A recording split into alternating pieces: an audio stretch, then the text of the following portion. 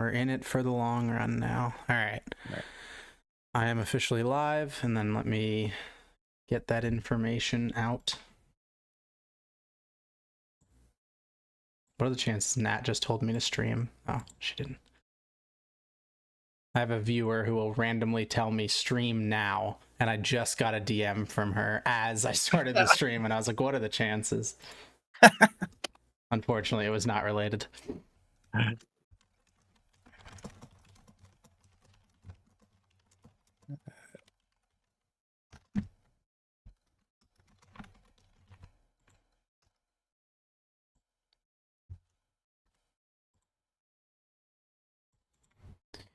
All right.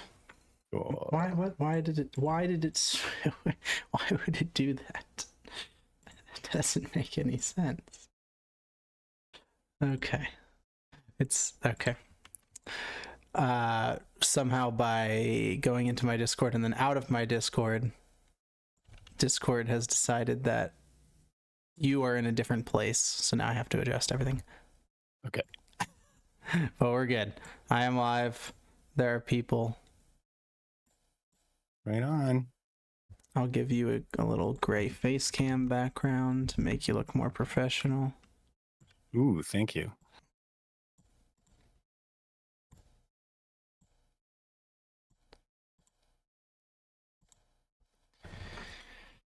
All right. Hello, people. Give people a minute to trickle in. Sure.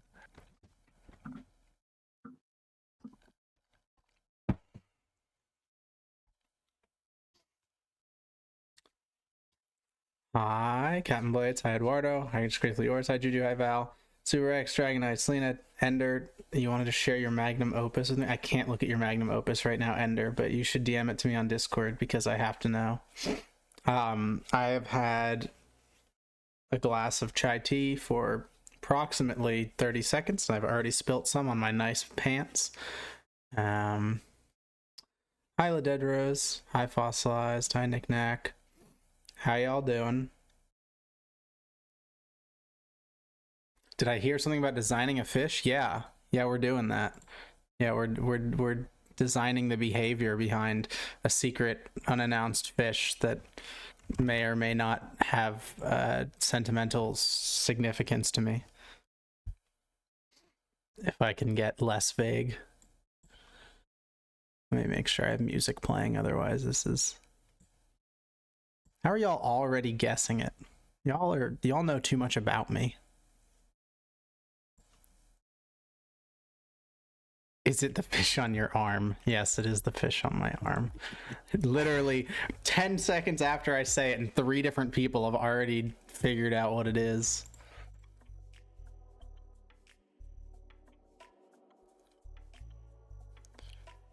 Okay, is the music coming through?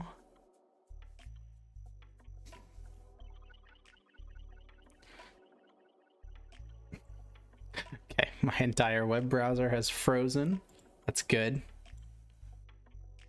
Oh, there we go. Okay, I am in here. All right, I had to wait through the ad to see if I was Oh, thank you for the the stream actually looked like. the half a cent. Thank you. Yeah, you're a bit low poly, on account of the fact that Discord doesn't let me full screen both you and your shared screen. I'm an indie game dev, so low poly works. Everyone in the comments gonna be like, why is this camera so bad? Guys, I swear his camera's actually here. I'll show this. Better not screw something up. His camera's not that bad.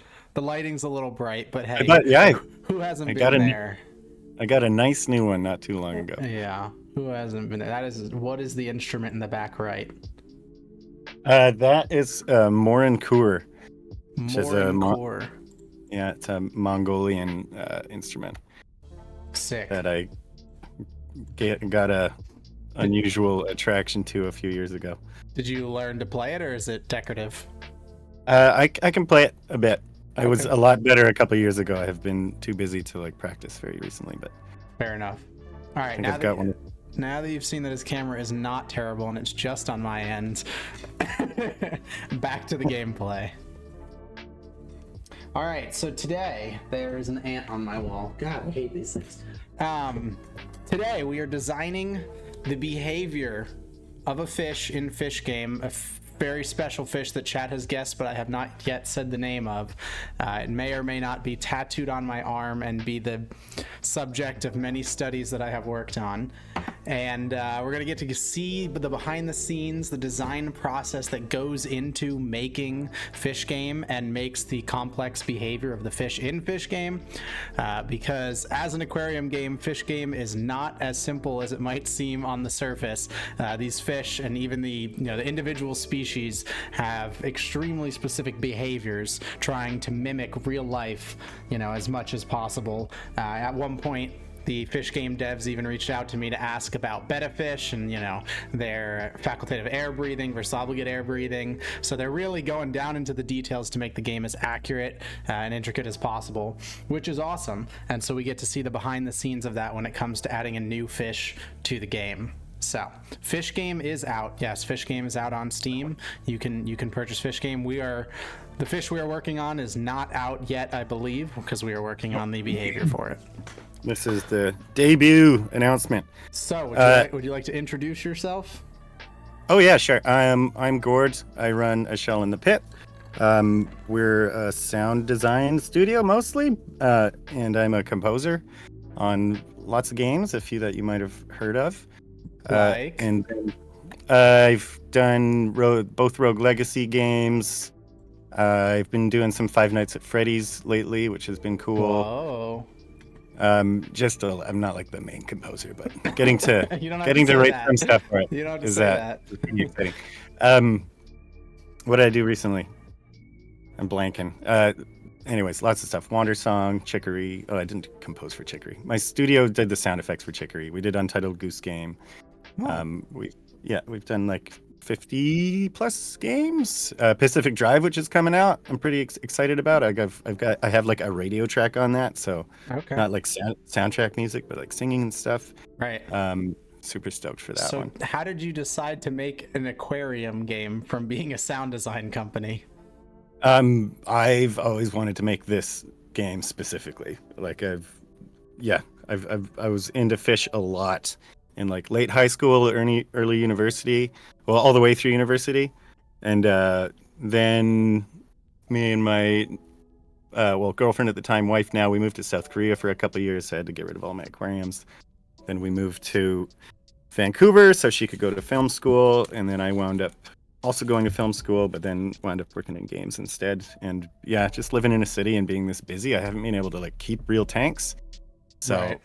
I've always wanted this game to exist, and I wasn't really satisfied with the ones that were out there. So when our company had a little bit of money, I was like, I think this could be a thing we could do. Huh. Yeah, and then I work on that YouTube channel Smarter Every Day, and I texted him and I was like, hey, if I made a game, would you like tweet about it? and he was like, call me. So I called him, and he liked the idea too, so he was like in. So then we did it real properly. We found developers, Aaron and Ryan. They're in Indiana, and we've been working on it for like almost 5 years, I think. It's been a long time. That's crazy. And it's only been out now, what, a few months? Yeah, we just released in October, and we're still working on it full time. Right. Yeah. That's cool. Did it make you want to do more game development, or is this just like I had an idea? I think this is the kind of game we can work on forever as long as we can make enough money to keep it going. Right. I don't know if I have another like great design idea in me. I do have one other one that I think would be funny. But I'll just say it because like making games is so hard. People can steal the idea. I don't care. I want to make an invasive species game. Ooh. Where it's not realistic, but it's like you're trying to manage invasive species with other invasive species, and it just like flies out of control. Okay, like a battle simulator, but with invasive species. Invasive species, yeah. Okay. Now, as a game developer, sorry to get a little off track here. We're a little early, so we have a little bit of time. Have you seen the game that I developed? No. Okay, there's two, but the more relevant one. I need your professional opinion. Hold on, I'll send you the video. Oh my god. I had no idea. Yeah. It was the code was written almost entirely through ChatGPT, but compiled by me because at one point I did know how to code game. I made a platformer at one point. Oh, cool. But what I just sent you is just a text input thing from a fish database. Oh man, I should have just sent you the Unreal project instead of doing this streamy garbage. No, I don't think so. I don't think I have the experience for that. Oh, fantastic. I'm just gonna click through, but this is great. Yes. Nice. I wanted to make another one that I wanted to make was like a mushroom identifying game. Oh wow. Is that possible? Like, would you have a microscope? It would be like a roguelike where you have to eat them and then you die and then you have to learn based on that. Okay. Fair enough. Yeah, no, this is I'm not in the mushrooming scene though. I'd have to learn a lot. Oh, this is so great, man. Yeah, I think like most mushroom stuff requires microscopy. So yeah, that would be a tough one. I mean, have you delved into the mushroom people scene at all? They're maniacs. In the beginning of college, I dated a mushroom girl. And, she'd take me out into the woods and point at things and tell me either eat it or don't eat it. That was the last time I had, because I'm a vegetarian, so I haven't had chicken in a very, very long time. But there's a mushroom called chicken in the woods that supposedly tastes like chicken. And from what I remember, because we brought it home, we cooked it. From what I remember of chicken, it did taste like chicken, but we had both been vegetarian for like 8 years at that point. So what do we know? Yeah. But that was great. I never really got too much into it myself. I thought you were gonna say I haven't had chicken in a long time, so this is the last time I had vicious food poisoning. No. I just think that it probably tasted remotely similar to what real chicken tastes like, which is cool. Yeah. Mushrooms are neat. I've like dabbled with almost getting into it. My personality type is like I bought a book and didn't read it. Yep. Oh no, I have a mushroom book too. Yeah. Okay. Yeah. Feel free. Get us started. What are we doing? Sure. This might not actually take that long, so the chit chat is fine. Yeah. Well, we can mess YouTube around a video bit to too. make. Yeah, we can mess around a bit too. Okay. Wait, let me clean the glass. Okay. Want nice clear views. Does the glass get algae on Design it? process. Yeah. Okay. It takes a long time. Okay. But if you get like an ammonia bloom, then the algae will come in pretty quick. I'm looking over at my 55-gallon with the algae growing on the left side of the tank because I have not wiped it in a while. Yep. One thing that like we don't have quite like popping off yet, but I want it to be working eventually is like how algae eaters can like do a pretty good job of like keeping a whole tank clean. Yeah. But since our time scale is like way faster than real time, and we don't want algae eaters just zipping all over the tank, we have to that makes figure sense. out how to make that work. Yeah, I have an apple snail, which is just an invasive snail that I caught on accident one day and brought it home, and he is great. He full time is on the glass, but he's just one little man, so he can't get it all done on the 55. Yeah. I know people have asked about inverts in the game. I imagine that's a whole different level. Inverts, we think snails we can do. Probably a lot sooner than other things. Right. But as you'll see, like from the system that we have here, and maybe I can put together I can throw up the animation system at some point too. We've tried to build like these pretty global systems, and they've taken a long time. And these global systems really are just for fish. Right. Based on because fish are sine waves. Like the fins move in sine waves, the body moves in sine waves. Whereas when we're talking shrimp and freshwater lobsters and things like that, all those legs will not work with our systems. And even like there's. So you're saying high school trigonometry had a use? Oh, not for me. I'm not doing it. Okay. I'm sure it did for Ryan. Ryan's doing the math. I'm just the fish fan. And I would not have thought of that. I would have just figured you animated it frame by frame. That's smart. Save you effort. No, using a wave. Yeah, it's all. Yeah, all our animations are math. All of our like fish coloration is mostly math as Okay. well.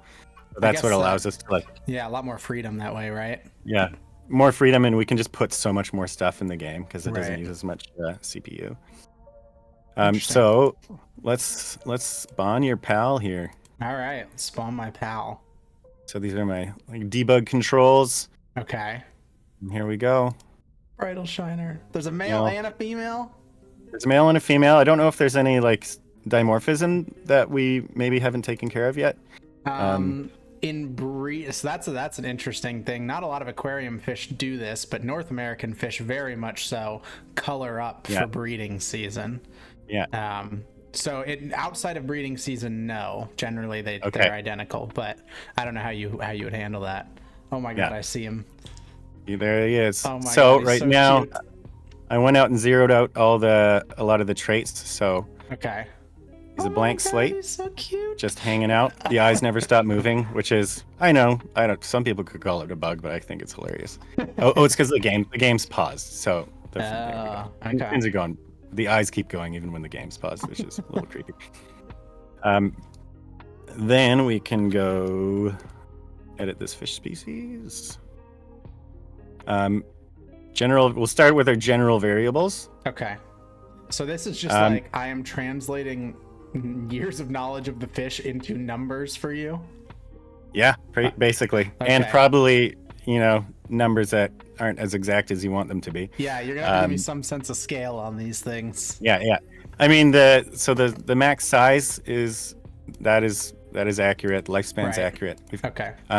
Letters might be a bit small, so we've got our max size set to 5.6 centimeters. Does that sound about right? Yeah. Okay. Yeah. That's a big boy, but yeah.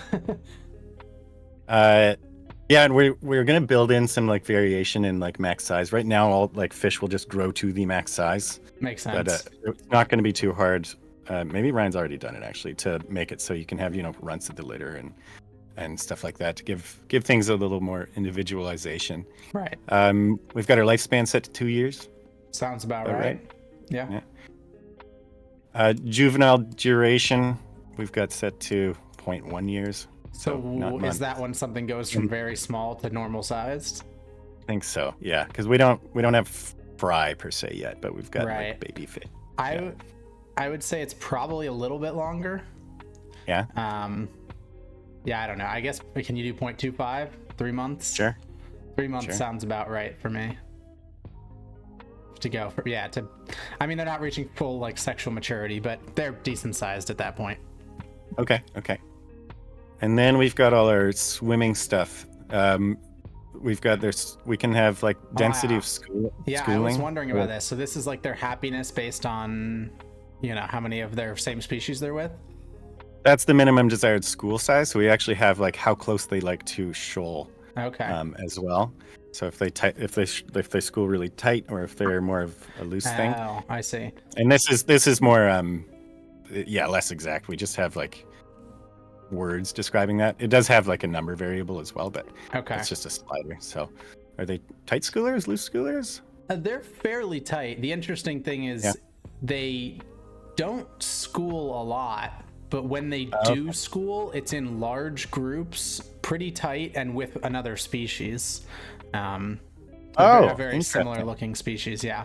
But typically in the average stream, I would say they don't really school much. The only reason that they'd be grouped is because they prefer vegetation, and so other bridle shiners will be seeking out the same vegetation.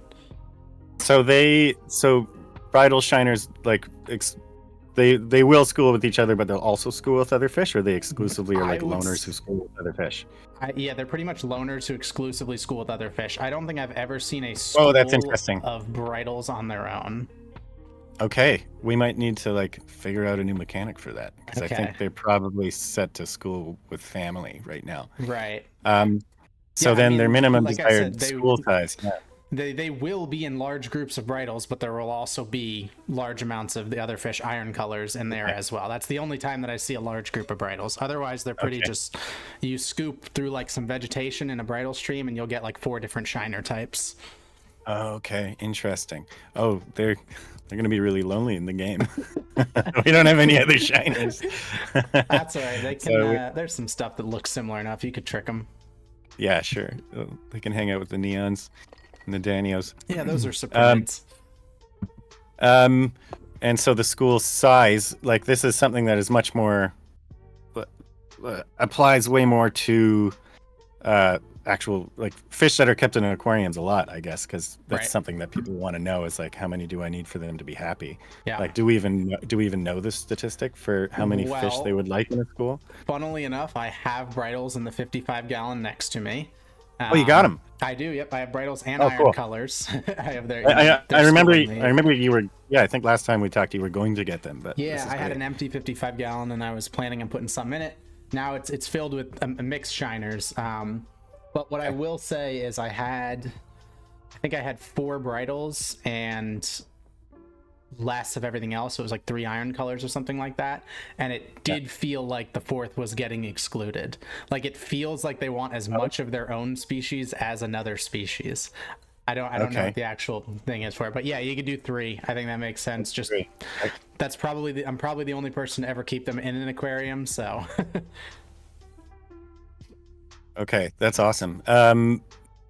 And so that suggests to me that they might like a bit more personal space. Yeah. So this is similar to Jubilee. I think this is like if other fish come up to them, whether or not they're gonna like right. make room for themselves. Yeah, I think they would. Yeah, a decent bit. Yeah. Yeah. Body length. Yeah. That makes sense to me. And here's where we'll actually start seeing some differences in real time. Okay. Is there? Maybe I should spawn a few more. Can I do that without setting this? Yeah, it should be okay. Yeah, this is really cool to see all of the various variables that you get to modify. And Brian's built a pretty cool system. Programming this to get it set up so that it's, you can do this is pretty awesome. Yeah. Right. Like you're not in the code. You actually have like a HUD to work with, which is pretty nice. Yeah. Ryan's built a nice user interface so like dummies like me can apply my whatever knowledge of fish to make them do things I want them to do. Right. Okay, let's continue our editing. So yeah, we can see they're all just like hanging in space right now. Yes.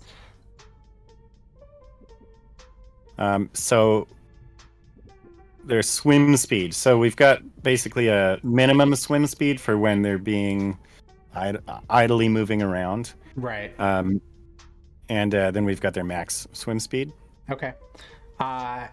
When they're like sitting in vegetation, they're pretty close to still. They'll move around a little bit. Yeah, I'd say very slow. They'll move around like a very tiny bit to try to forage.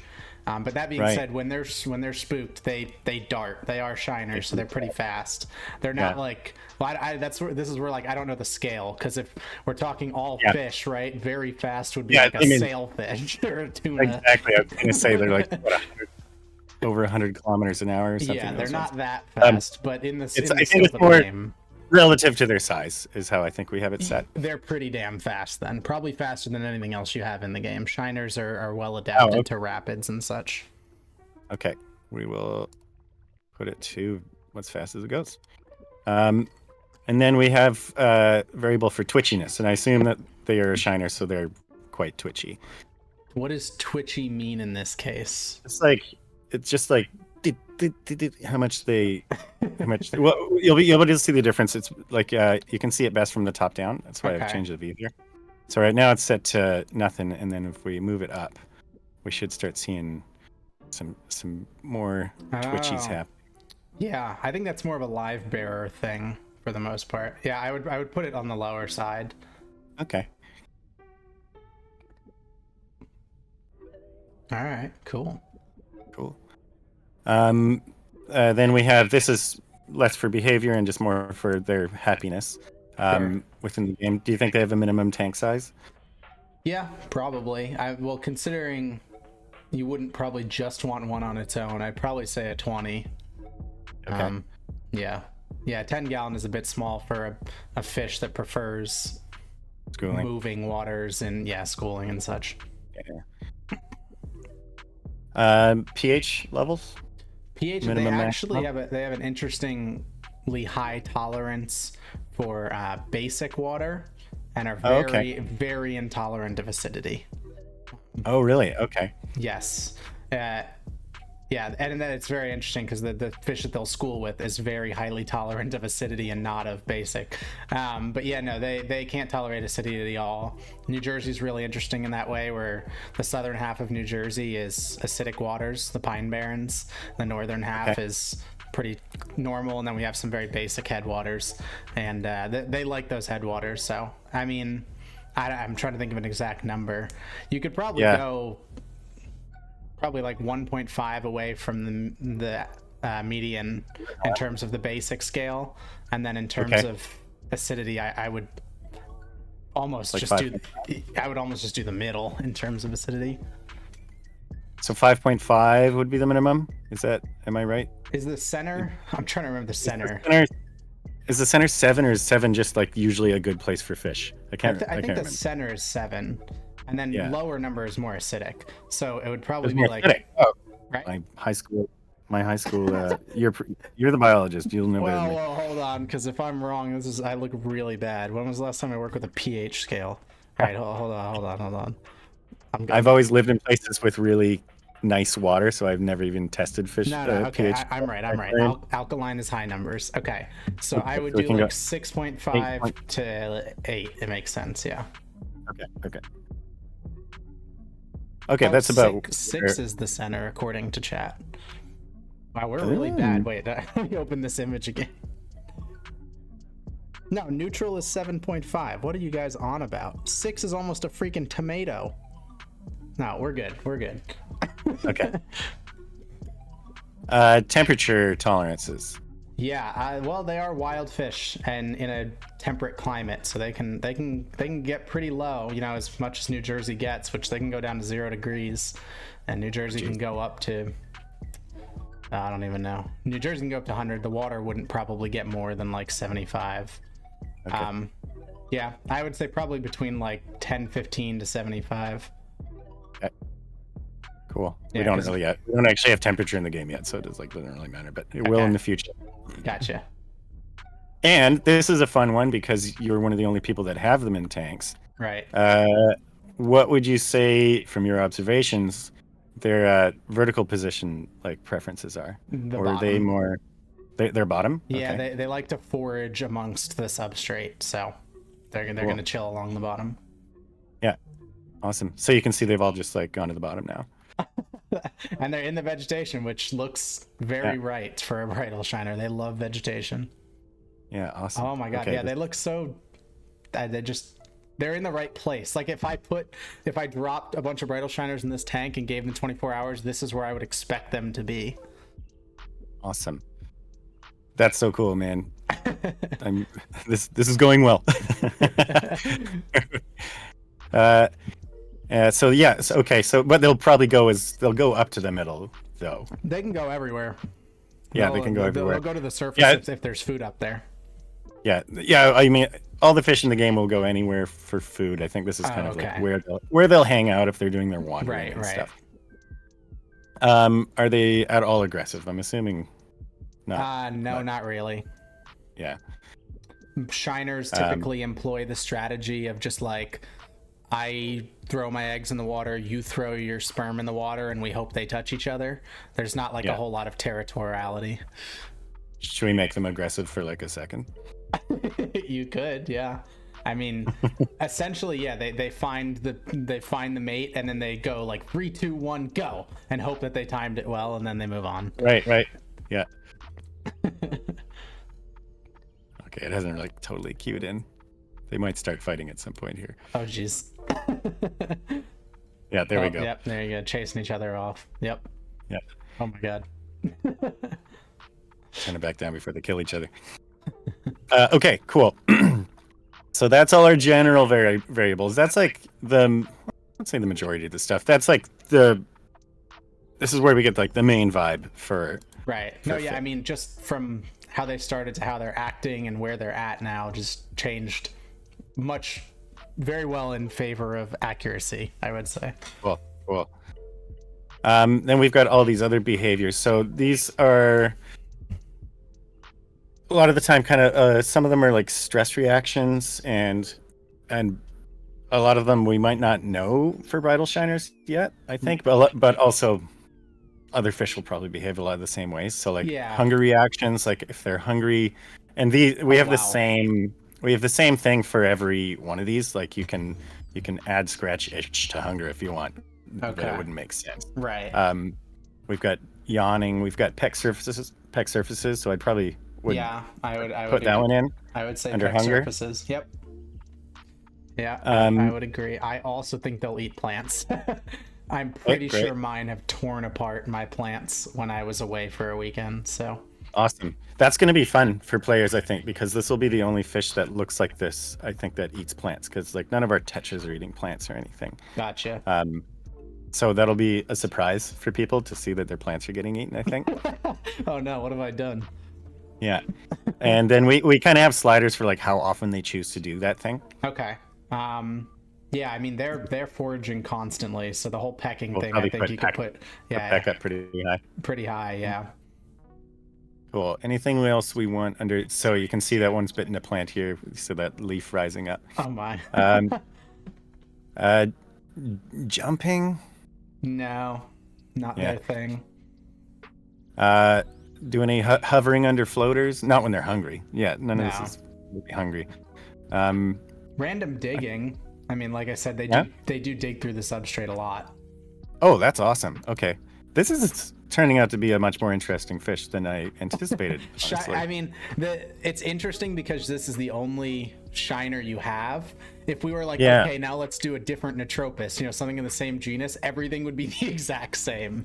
It would get very uninteresting very quick. But because you're doing a totally different group of fish. Yeah, you can see they're all digging now. I think it triggers the one that you set last. Right. So that you can see it in action for testing. Right. Would that be for hunger though, or just like a miscellaneous? I mean, they would probably do it more when hungry, but definitely miscellaneously. Okay. Cool. Well, we can add it to that too then. Okay. Okay. Probably it. Yeah. From what I see. Follow. Yeah, that seems like it. Cool.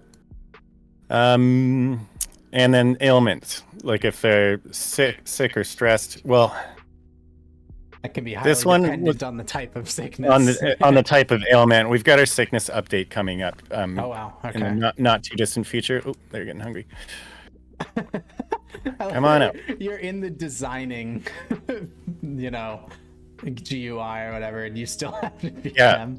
Yeah, we can design while playing the game, which is like not something I even expected we'd be able to do. Yeah. Yeah, let's leave that one alone for now. Let's wait for the sickness update. Okay. Stress, so we got fear, like maybe forward movement, jumping, like if they're being chased. Yeah, something like that. Yeah, they'll run if they're being chased. So you could do forward movement, definitely. Probably do they do much cave hiding, or are they vegetation hiding, not cave though. They don't really associate with rocks. I thought we had a vegetation. Maybe we only have hover under floaters. Okay. I mean, they definitely would do that. They'll just go wherever they probably can. Yeah, I would assume. They're just not really associated with rocks. They'd prefer plants. Right. Well, let's do cave for now. Okay. Cool. Can move down to water conditions. These are kind of the same for most fish. Breathe air, I would assume. The water conditions are terrible. They'll go to the top of the tank. Oh yeah. They can. They can choose to breathe air. Yeah.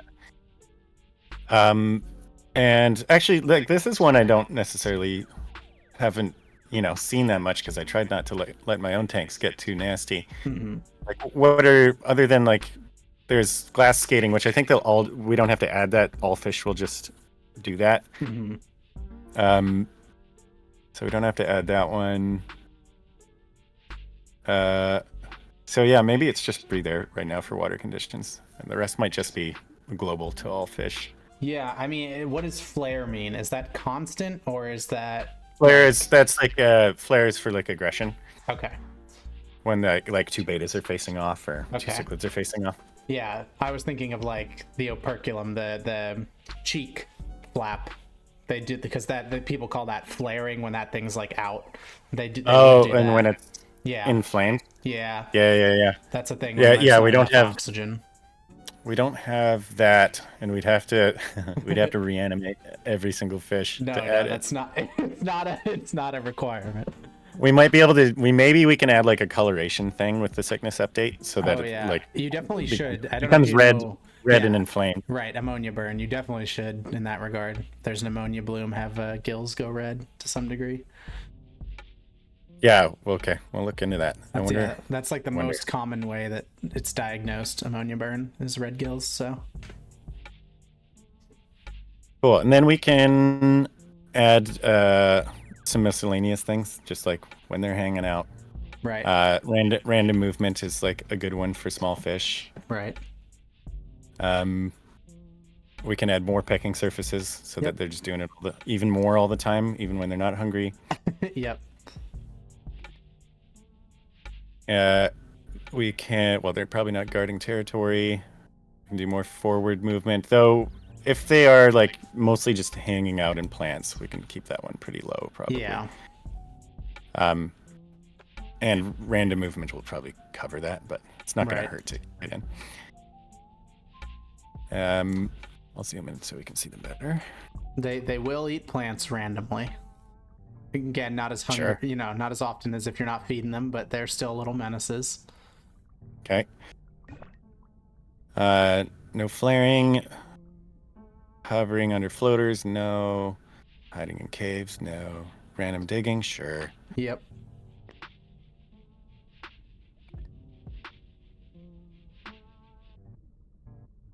Following that will like this is more for later once we're getting breeding happening. Okay. But if it is also just kind of sometimes a fun thing to add if they're to give fish a bit more interaction, but only if it's realistic. I think it makes sense. I mean, like I said, they will minorly school when there's other fish around. Right. So I think it makes sense. Oh, right. We have random digging. We can do it like anywhere or only in dark places. And they can also like go all over the place and do it, or they might just like pick one spot and dig that one spot. I would say they go all over the place. Okay. Like 8 body lengths. Yeah. Rest time. Not a lot. Not a lot. They really like, I mean, I'm looking at them right now and they are digging through the substrate. It's just kind of their thing, so. Okay, that's awesome. And I don't think they would have any preference for dark locations, so. Cool. Right, well, we've designed a fish. Holy crap. I think that's it. They're done. That's cool. So when you go through this process with not, a fish, not this fish, how do you typically make these decisions?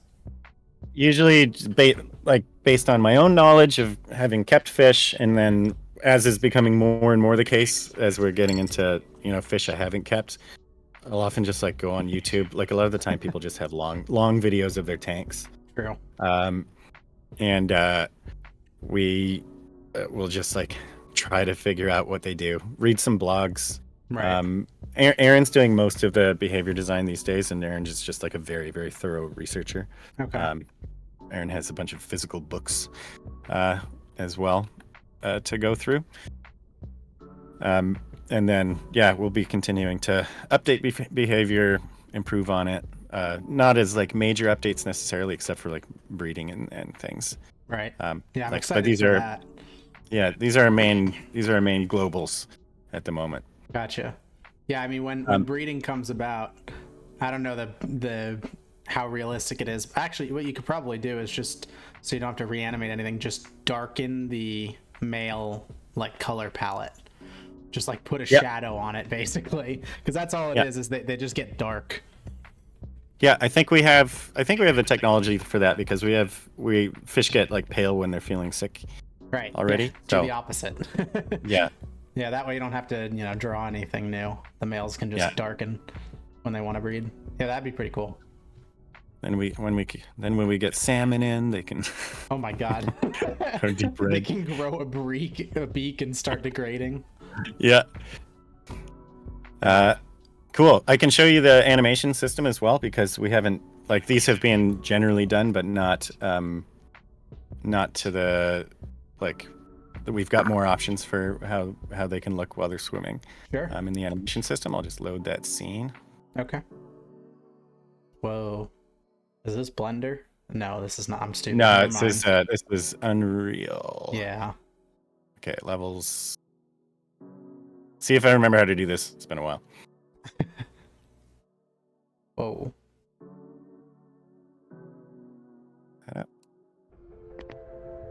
Oh, and I might not be able to turn off the music, so we might just have to.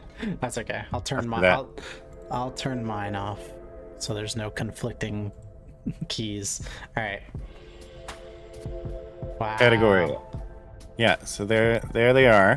I think Aaron's already set it up, so it's probably already doing like pretty decent. Right. So we've picked our species. We're on defaults, which is where we want to be. Oh, editor settings. There we go. Can we do the music?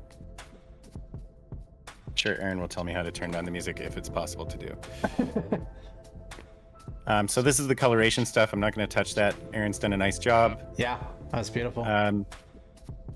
But I can touch it. I don't have to change anything. I'm not gonna push these changes. I'm gonna like redo them all later before we push.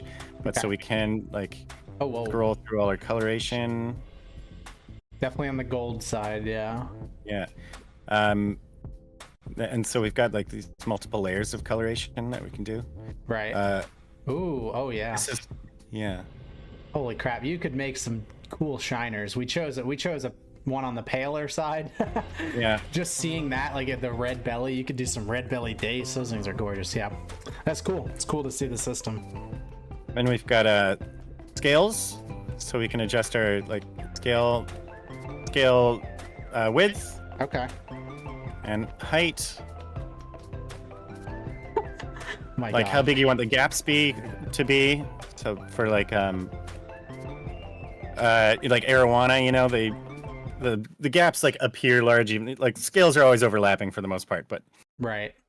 And it's also stylized, so it's like not supposed to be right exact. Yeah. This one's cool, so like you're able to clear how far you want the scales to go up onto the face. Oh yeah, that is quite cool. Yeah. Wow. Yeah, I mean the customizability you have in a like not you just going through the code is crazy. Yeah, well, we're hoping someday we can release a version of this to users where they can just do it. Oh my God. Yeah. I just go through and make every shiner. insert their own models, things like that. That's awesome. What was the fin mask? Oh yeah, this is you can watch on the tail here. Okay. How the color can bleed it. There are definitely more dramatic examples. Right. This is not doing much right now. Right. And then there's the scale fin stretch, which I think is also not doing much on this fish at the moment. What's the distortion intensity? Oh, right. Yeah. So we've got these coloration, basically sort of like mathematics swatches. Uh-huh. And you can control how much they're distorted. Okay. That allows us to give like vertical stripes and things like that. Yeah. Very not distorted on a bridal shiner. Yeah, exactly. That's very cleanly top half, bottom half. It's fun. Everything I know you're designing this with the intention of working with aquarium fish, but every feature you're showing me, I'm imagining like how useful it would be for a specific shiner. Like the random like scales everywhere is a black-nosed dace thing that just get their coloration spread randomly about their body. So it's very cool. That's cool. So that's all for that, and then of course you can do the tail stuff. Right. Number of spines, like how many. Do they have a lot of spines? Oh my God, you can do hyper specific. If you want to be hyper specific, we can be hyper specific. It's not numbered necessarily. It's just more visual. We eyeball it. But see, you could visually number it because the anal fin should have 9. Oh, okay. 1, 2, 3, 4. We have way more than that right now. 1, 2, 3, 4, 5, 6, 7, 8. We need to add one more. And 9. There you go. Wow, Cool. now it's a very accurate Bridle Shiner. Yeah. Got the correct anal. At Now if you the open the fish expense of guide. the tail maybe being off, but yeah. Yeah, probably. The way the rays are shaped on the tail is odd. Because they radiate from a center point, if that makes sense. Yeah. They don't yeah. typically just go in like a straight line. Oh, I'm aware. Okay. The math is too hard. Okay. Yep. No, that's understandable. Yeah. Spines width, we did that. Okay, spines are offset. Oh yeah, so you can actually have them end before the end of the tail as well if you want. Oh yeah. Yeah. End of the fins. To a light degree, I would say that would be accurate, especially for the caudal fin. Yeah. Cool. That's cool. Spines fade. Oh yeah, so we can have them nicely fade as well, which I think would be nice. Yeah. Nice. What is spines referring to the lines? Yeah, I see how the lines kind of fade. They fade out now. All right. Sorry. Difference in terminology. Those are not technically spines. No. Yeah, or yeah, what's the technical terminology? Rays. Rays. So there are spines, and some fish will have like some spiny ones and then some rays, soft rays, spiny rays. Like if you know sunfish, they're like, all around North America. They have two dorsals that are connected, so they have a spiny dorsal and a soft dorsal. And then some fish will have like one spine and then a bunch of soft rays and all that. Yeah. It's interesting. I remember we got a sunfish by accident at the pet store I worked at once. Oh wow. Okay. Yeah. Yeah. So if you remember, like the fin, they have like a weird double dorsal fin, and it's split between spiny and soft. Yeah. Oh, cool. Okay. Tail. I'm trepidatious to mess with this too much, but so this is adjusting that you can adjust the angle of the pattern. Okay. And it might not be one of the patterns we're using a lot right now. Right. So I honestly I don't even want to touch it in case I go somewhere I can't get back. Don't touch something that causes an issue. Yeah, I'm not pushing these changes. Aaron, I'm not pushing these changes. I was seriously threatened earlier today. What's this one do? Okay, I don't think I don't think we have I don't think we're using the color layer that's getting smudged. Gotcha. Because we have these multiple, we can have multiple patterns overlapping, but since it's a more simply colored fish, yeah, we're not doing too much with that. Okay, here's animation. This one's fun. Oh my god. Yeah, I mean, I like the rigidity of the front of the body. I think that's very accurate. I don't know if that's on purpose for this fish or if that's just general to your animation, but no, that's probably on purpose. Right. Yeah, because if you do like live bearers, they're like their tail. Oh my god, their tail will go like basically will bend at a basically 90-degree angle as they swim. Yeah. So yeah, we've got the rear end flap amount. We've got the lateral body movement. Rear end flap amount is a great variable name. Offset, the rear end flap offset. So this kind of like makes it twist. Okay. Which I don't think we want. Yeah. We want it probably pretty symmetrical. Yeah. And being like a minnow lake fish, we've got the animation speed up pretty fast, but you can also like slow it way down. Yeah. That looks cool. And to test when you're animating, so like if this is kind of like how they look when they're just hanging out, right? And if they do that a lot, we might want to bump a few things up, move a few things down. Whereas if they're swimming all the time, we might do the design like up here. So just trying to keep in our heads what these fish are going to be up to, and then designing the animations to match it correctly. Gotcha. But we try to. I think a lot of the time we just design for sort of max speed. And then specifically, we've got the tail animation. So the amplitude can get real crazy. Once we get like fancy goldfish I and was stuff, gonna that'll say be this huge. is like it looks like a guppy thing. Yeah, yeah, it's great on the guppies. It's great on our betas. Um, we've got the tail wavelength, which is cool. So that Whoa. like again doesn't make sense for this fish. Oh my gosh. If I slow it down, we'll be able to see it better. But so you can see how there's basically it adds more nodes to the sine wave we were talking about before. Right, math. Oh my Yeah. god. Yeah, I can actually see the sine wave. Yeah. We've got tail roll amplitude, which kind of randomizes it a bit more. Okay. I forgot where all this stuff was. It doesn't matter. Oh no, these were down here. We're not pushing change. We're not pushing any changes. Oh my gosh, what have we done? What the heck? That would look This is so good. in a what's that called?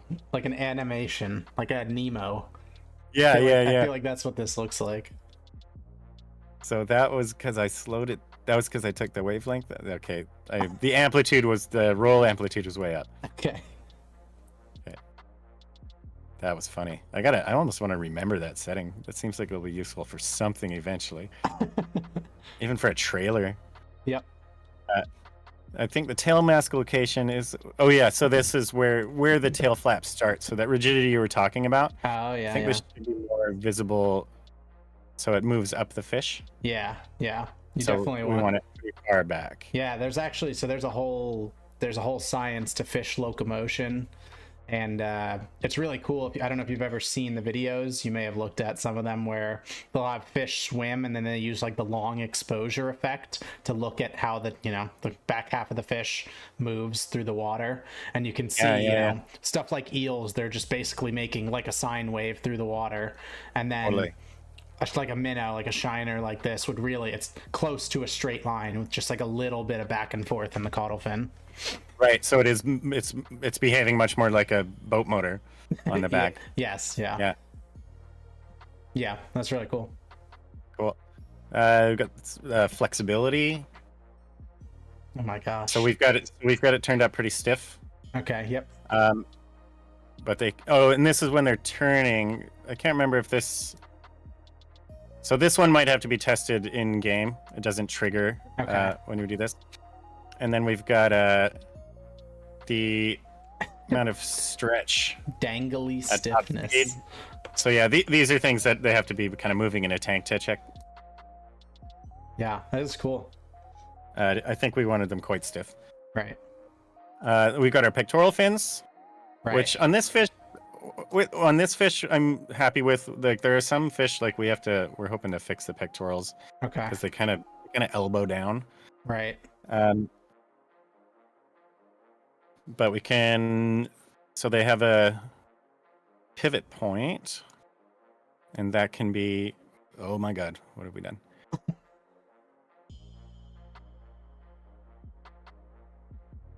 Aaron, tell me what this does. I can't remember. I thought it was like the angle of. Oh no, the angle. That's another setting. Okay, well I'm just gonna put that back to about where it was. Flap speed again will change with swim intensity. Right. So if we're at max speed.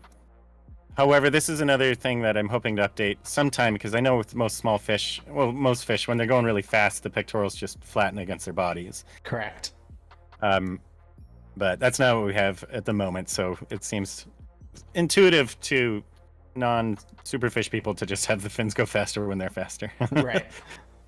Yeah, I mean, it makes sense. And I'm sure there are species that do that. Yeah.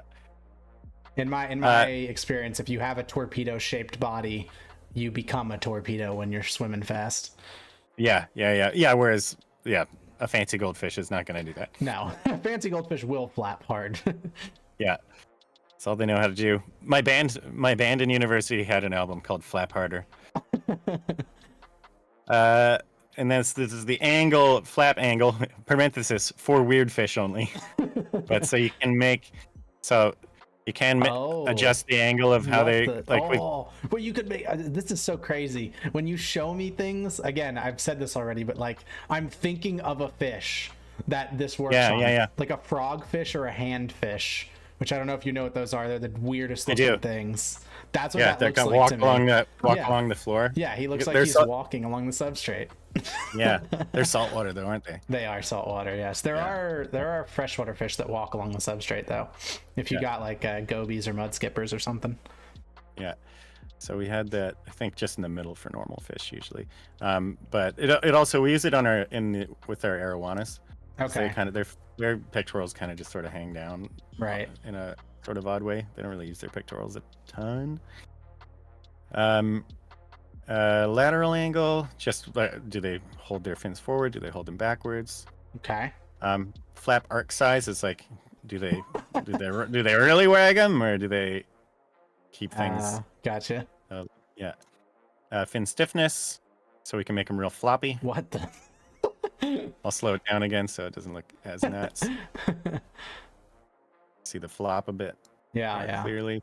Yeah. So that's nice for again for betas and floppier fish. Yeah. Keep this one quite stiff. Yeah, I would say quite stiff. Yeah. And then we have an offset, which is, I think, more like they can use both they can do that. I don't know many fish that do that, but they can. Oh, where is I'm Basically, they're are they out of rhythm? are they doing the like front crawl, or are they doing the butterfly? Oh, interesting. The out of rhythm. Yeah. Again, it might just be live bearers, like mosquito Mo- fish and stuff. Most fish are out of rhythm. Right. I'll have to check out some mosquito fish and see if there are any that err to the in rhythm side. That's the only thing I can think of. Yeah. It's very cool because it's like you drag a bar one direction and then the fish looks different to me. Like if I if I suspension of disbelief, I take away like the scales and I can see the black on the nose, just looking at the fins move back and forth, I see like a different species as you adjust the bars. We'll have to keep getting your ideas. we should just throw you a build, or not like just get you on the repo. Now, this is our last section, which I think we're doing okay for timing. We've got breath intensity, so like how hard they tend to breathe. Right. Like you can have them just mouth closed all the time. I'm trying to think of what fish would just show no motion of breathing. Mola. They have no muscle to close or open their mouth. It's just constantly agape. Wow. Okay. So I wonder. So could we do breathing?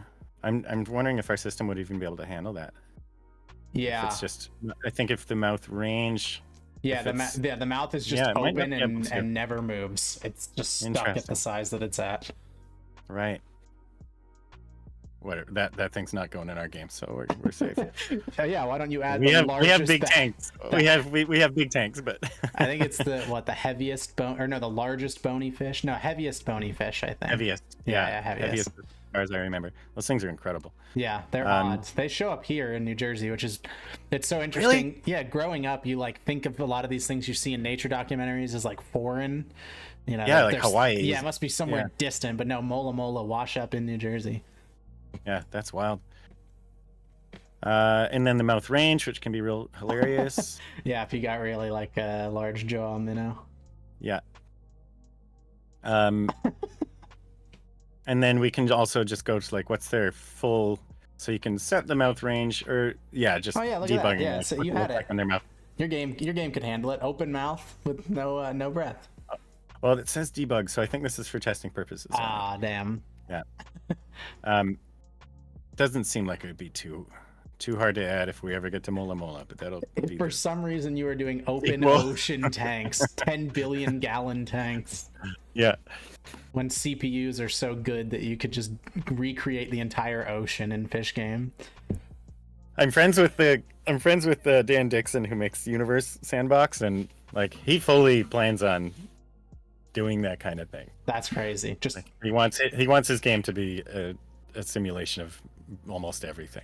That's awesome. It's very, very ambitious. You have to be extremely efficient in coding, I imagine, to They had get some. that I worked level. on the game brief. I worked on the game for a little while, and yeah, that they were like the smartest people ever. Yeah. Like they have a really hard time hiring people because they're like, you have to have like a degree in astrophysics, and you need to know how to use Unity, Yeah. That's a or like small list. doctorates. It was like a lot of doctorates and stuff. I was sitting in on those like I was sitting in on the meetings, and I had just no idea what anyone was talking about. Um, that's why I only worked on the game briefly. It was a lot more educated than me. Um, but yeah, Dan wants to go like Earth level to like in that game. You can zoom out infinitely, and you can zoom in. Well, not infinitely right now because they don't have like atoms and stuff. But Right. and you can also speed up time infinitely and slow down time infinitely. Okay. It's mind-boggling what they've done with Unity. Like That's crazy. Unity's just crying under the pressure that they're putting it under. So yeah, that's it. I'm gonna stop this one. So the music it's like so loud in my headphones. Yeah, no, you're good. I figured out how to mute it like 15 seconds in. The first 15 seconds were awful, but we got there. Okay. It was definitely quite loud. Yeah, cool. Anyway, that's it. That's it. For we have created designed a the fish. Yeah. So well, when does the fish show up in the game? Aaron, correct me if I'm wrong, but I think it's going to be in there on Monday. Oh wow. Okay. Yeah. We've got an update coming up on Monday, and you saw the female fish in the drop down there. We're going to be adding a bunch of female fish as well. All right. No breeding yet, but they will have, their behaviors are set to behave like females do. People, whether like them or not, you can attempt beta sororities. Oh, that's interesting. And yeah, and it should be. We're hoping it will be as like they are controversial, so they're not always going to work in the game either. Is the goal? Right. You have to pick the right fish with a certain level of passivity. Yeah. So that everybody gets along. Yes, there are aggressive females. It is a little bit of a myth that you just put the females together and they always get along. We had a female beta in just like a community tank in my kid's tank, and it had to be separated. Yeah. Yeah, I mean they can be aggressive. They I don't even know necessarily the reason. Like I can understand the male's aggression in terms of separating a female for breeding, but I don't know why the females do it. It's just something natural nature. One of the things I will, this is way off topic, but when I was talking to an ichthyologist that I was working with one time, we were talking about why, I don't know if you know about tonic immobility in sharks. Do you know what that is? I don't think so, unless it's something I know, but I don't know that word for. Right. So if you flip a shark upside down, it just turns its brain off. Like it can't move. Yes, it can't I have think. seen that. Yes. Yeah. So it's tonic immobility, and that's an adaptation so that males can breed with females easier. Because as my ichthyology professor in college said, trying to have sex underwater with no arms is really hard. So they have they can make the females still. But the interesting thing about that people don't really talk about is the males have tonic immobility too. Right. But it's never absolutely used in nature, and it's basically because there is such a small difference in terms of genetics between a male and a female of a species. It's basically just like if you imagine like binary code, it's like 1-0 flip to a 1 during the the development process as an embryo that decides the sex of the fish. And so really, other than that, like the chromosomal makeup, males and females are near identical. So it's fully possible to me that aggression is just coded into the species, and females just do it sometimes. Beta females will do it with no idea why they're doing it. Yeah. Well, isn't the reason that we hiccup is because we used to have gills? I don't know. Like I've heard a lot of reasons things for just hiccups. go back so far. But yeah, I did. I read it somewhere that seemed reputable, at some point. Yeah, I think in general, that's like nothing is 100% confirmed on that. That might be the leading theory, though. I mean, we still don't even know yawns. It seems impossible. It seems impossible to confirm, honestly. Yeah, that's true. We don't even know yawns. You know, we just last week figured out why bugs are attracted to light. Really? Yep. I thought it was moon. I thought it was the moon. Well, yeah, but what about the moon? Why are the bugs flying towards the moon? I thought they were using it for navigational purposes. That's true, but if you have a light bulb, why are bugs flying into it, right? Like what behavior does that imitate? I think it's that since they can't reach the moon, right? They fly towards a point probably near it that's taking them somewhere they need to be. Right. But since they can reach a light bulb, they almost fall into a gravitational pull. I think like an analogous behavior, if you were considering they fly towards, they would just keep flying towards the moon until they couldn't, because that's what they do with light bulbs and lamp stuff. What we learned actually is that they use light for orientation. If you take a moth in an empty room and like put a light bulb in the middle of the room, it will keep its back to the light because it's supposed to use the moon, you know, so that it flies straight, because as a bug it's kind of hard to tell what's up, what's down, and that kind of thing. So bugs keep their backs to light, and that's how they use it as a navigational tool. So light bulbs are usually like, you know, lamps or whatever on the side of a building. The problem is there's a wall there, so they just keep slamming into the wall trying to keep their back to the light. So it is navigation, and they get disoriented because they're used to using the moon as a backdrop, basically. Yeah, like the moon is always above. Yes, the moon. Yeah, if you keep the moon at your back, you should be flying technically, you know, straight. But literally last week that study was published, so that's really cool. That's where even these things that seem like very obvious things we're still figuring out. It's pretty cool. Yeah, I wonder if they got some cool like high-speed footage of that. Yeah, they did. I was watching it. It's very cool. They did like frame by frame where you can see the bug actively trying to turn its back towards the light bulb, and so it sort of just ends up going in circles around it.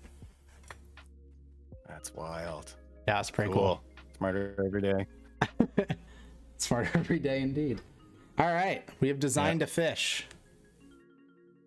We done it. I think that is probably all we do for today. When it comes out, let me know, and I will definitely be playing. And how am I going to find them? Are they just going to be in a random store? They will be in a random. It probably won't be a random store. Probably Community Commons is where they're going to be. All right. Mostly, they might be in Petrotown just because it's like small fish. Okay. Just so I know where to look when I go to try and find one to make a Bridle Shiner tank, because I'll be making a Bridle Shiner tank. Yeah, make sure you'll probably want to have your tanks fully upgraded to get them. I'm not sure how easy we're making it for people to get get these. Okay, fair enough. Yeah, I think I have some tanks that are fairly far along. We'll see. Or else I can send you a save game. I've done a few playthroughs at this point. I think I'm on the way. We'll see. We'll get there. Awesome. All right. Well, let me know when that happens. Okay. All right. Thank you for joining me. Thanks for having me. That was super fun. Yeah, that was a lot of fun. I was not expecting it to be as fun and interesting as it was. It was just nice to talk to you in general. Yeah, this is the first time we've had a call. So yeah, that is true. Yeah, that was also I sort of realized that right before I called you. I was like, oh wait, I'm not doing like the normal thing. I'm talking to another human being here. Yeah, and I was like, oh wait, I've heard him talk a bunch. He's never heard me talk. Yeah. All right, chat. Say bye to Gord. Okay. Thanks for hanging out, everybody. Have a great night. You too. All right, chat. That was fun, right?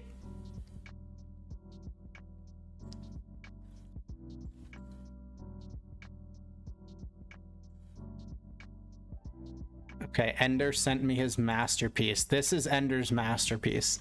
Ender specifically took time out of the beginning of stream to tell me that he had created a masterpiece, and this is what it is. What is this? What is this, Ender? I don't... Okay. All right. On that note, chat. Yeah, that was incredibly cool. I was not expecting that, to be honest with you. I was like, okay, yeah, we design behavior. We like I don't know, we choose a couple variables. We do this thing and then this thing. And it's like, no, it's actually incredibly in depth. The amount to which that they can tweak an individual is crazy. I've gained a lot of respect for the development team. And the coolest part about that to me, that maybe you guys don't realize, typically when someone's developing a game on like the developer side, that type of stuff is done in code. Like you expect that kind of, those little tweaks, those number variables, you expect that to be done in code. They have an active environment that they can change sliders. It's all nicely designed with a nice font and everything. You change the sliders, you actively see the changes as you do the sliders. So like, that's something that a player will never see. I mean, they're trying to work on making it for modifiers, but for now, right? Like a player will never see that environment. That is coded entirely for them to work on the fish. That's incredibly cool.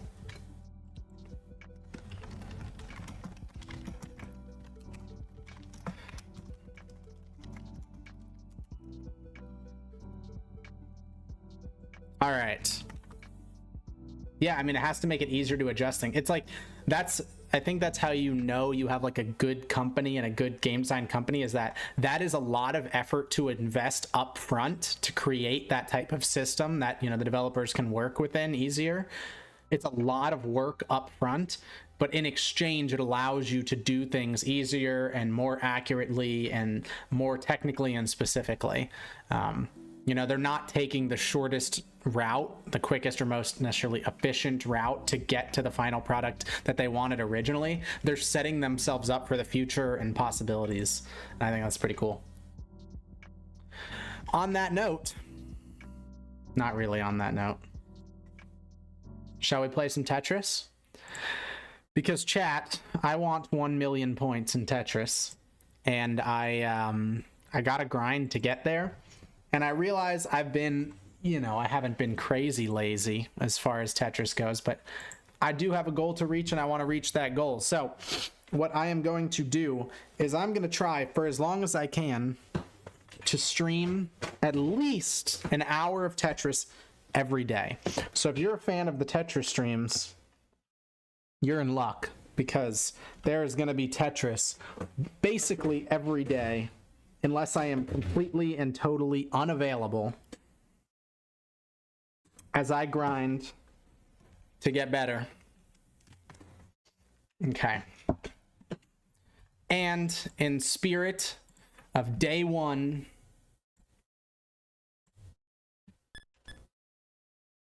we'll play with audio. All right.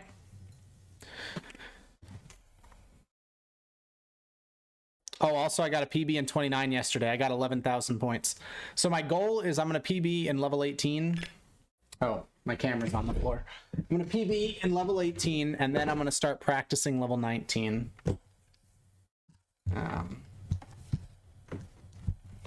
And do you guys want music or no? Your choice. Would you like music or would you not like music?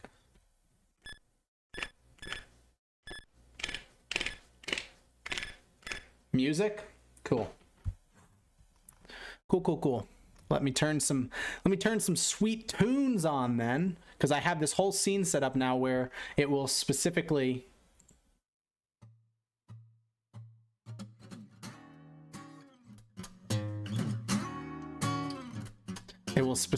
hide this. Oh, whoops. Okay, it was doubling desktop audio. It should be good now. You guys can hear the music, correct? And it won't be going into the VOD, which is great.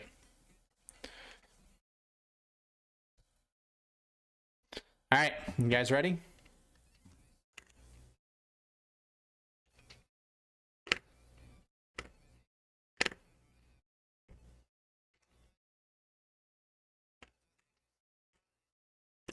Let the grind begin.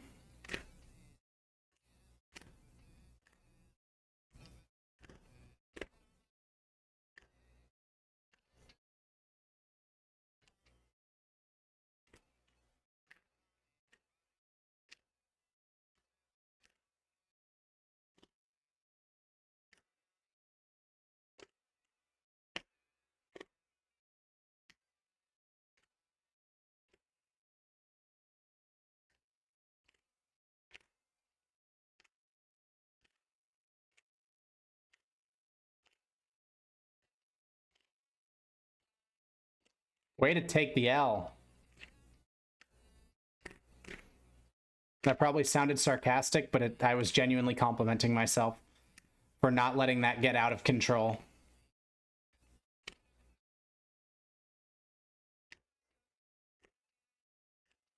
Fair enough.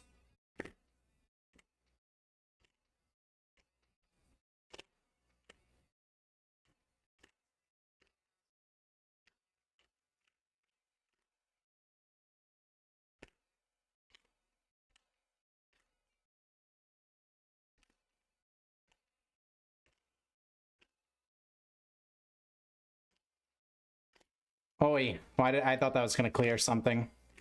Oish. Alright, bad burning. Ooh, and bad rolling.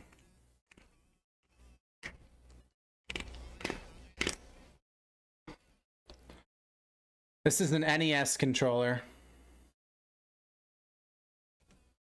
I'm just using it funny. But it's just an NES controller, I'm just using it funny.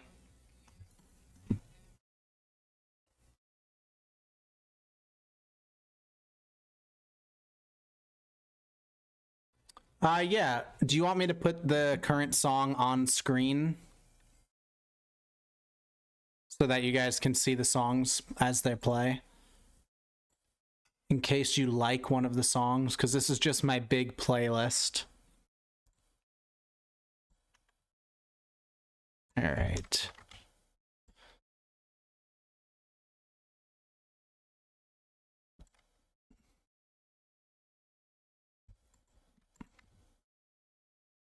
There's this song. I'll just put it down there. Is that all right? Does that block anything in game? Yeah, not really. You're good. All right.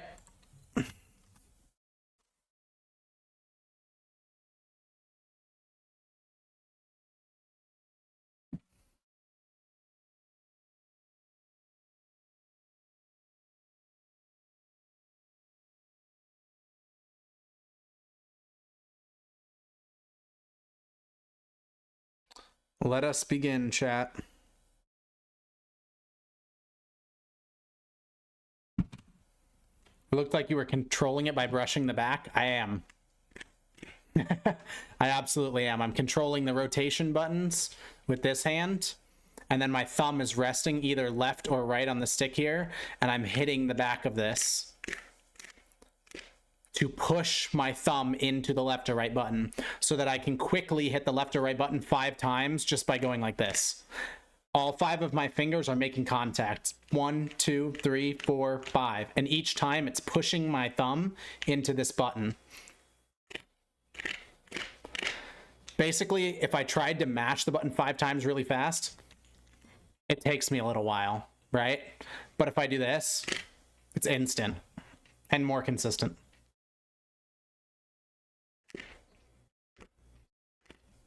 Oish.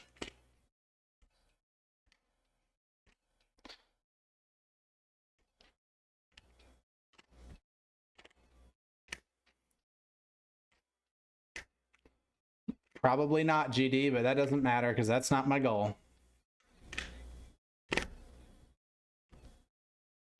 What am I doing? All right, hold on. Gotta get warmed up. Bad start.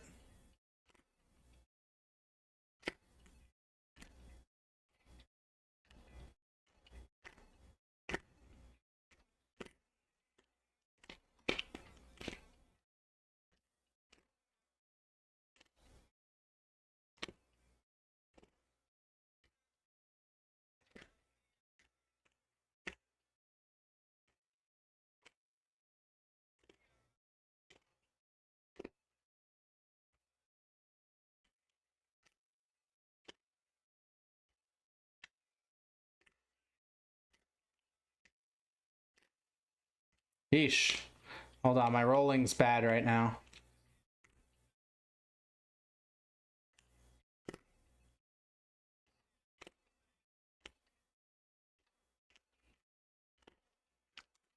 Whoops. Whoopsie daisy.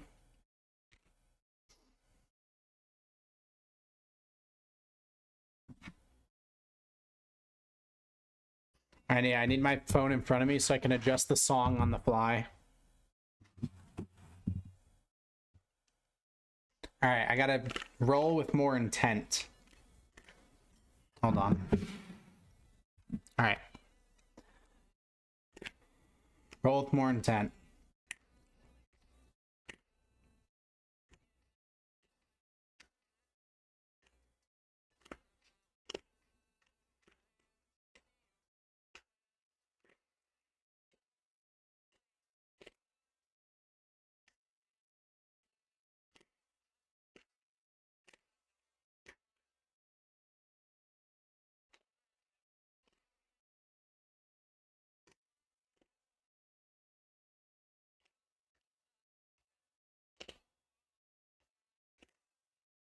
Comes one piece later.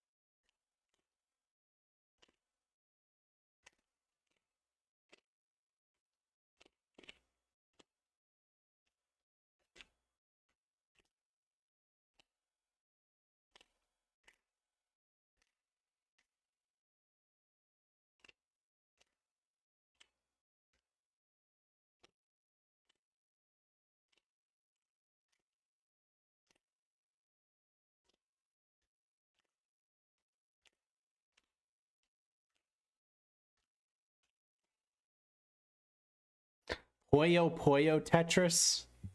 I do not know what Puyo Puyo Tetris is.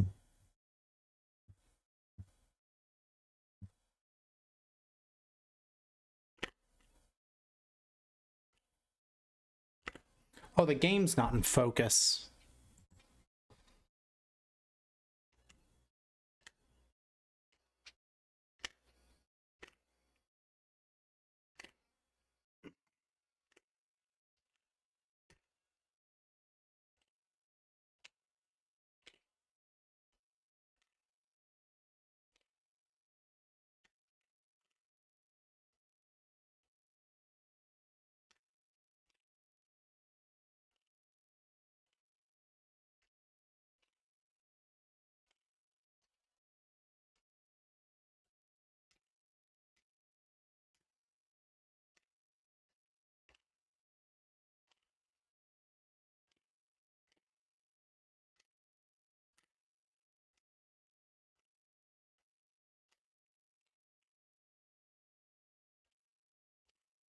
Item. Nice 5 taps, though. Alright, watch this burn.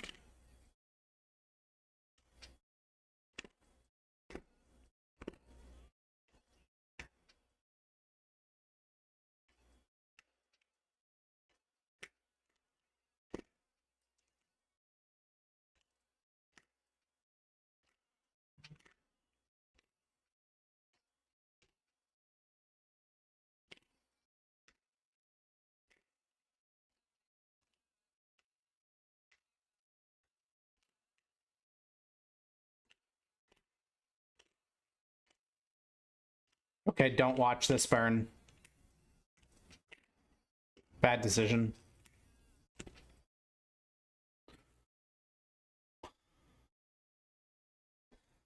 A darter lab is pretty cool.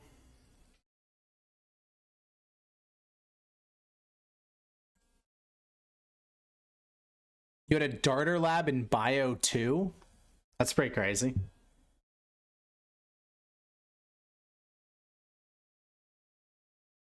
Alright, I might disable audio. I am not used to playing with audio, and now that we have music, we're good.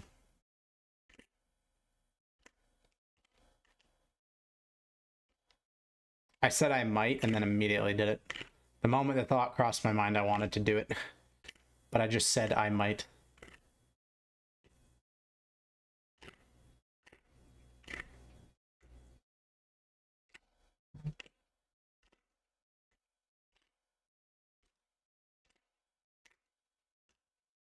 Oh, wow. Those double taps. The lab of my Bio 2 professor runs a Darter research program. Oh, cool.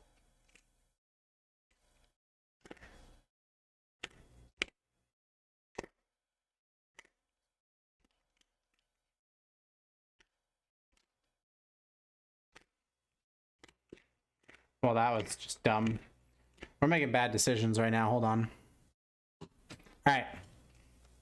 Let me focus up. Let me get 200K real quick. Just to start the day. Get today's 200K. Then I can start focusing.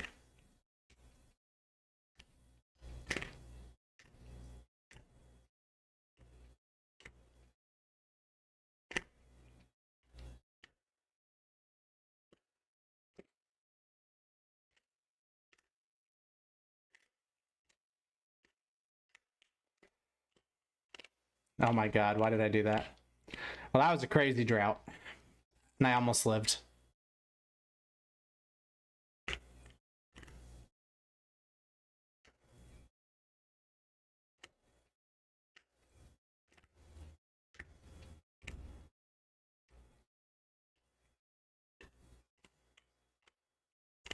Oh my god. My precision, that's what it is. My rolling's not great either, but my precision right now is just truly terrible. All right, warm up, warm up. Come on. Let me play a little bit of 29 to warm up.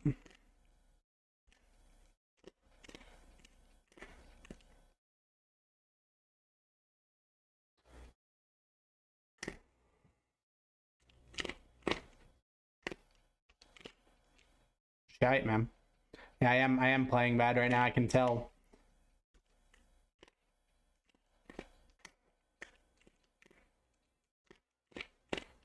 Whoosh, my 4 taps. Oh, okay.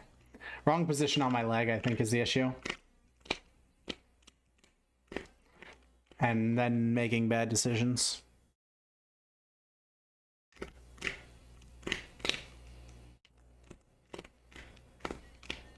Interesting. It's amazing how, like, bipolar skill can be on a particular day. Right, because yesterday I was doing all of this with no issues.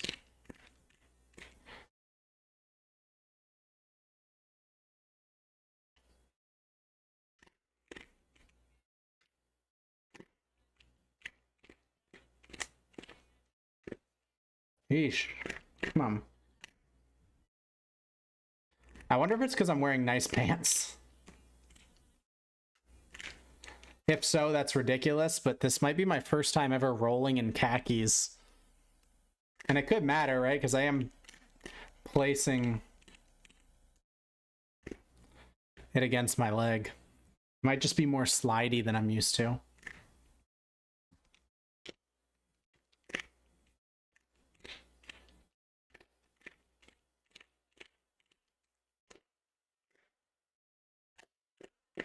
Interesting.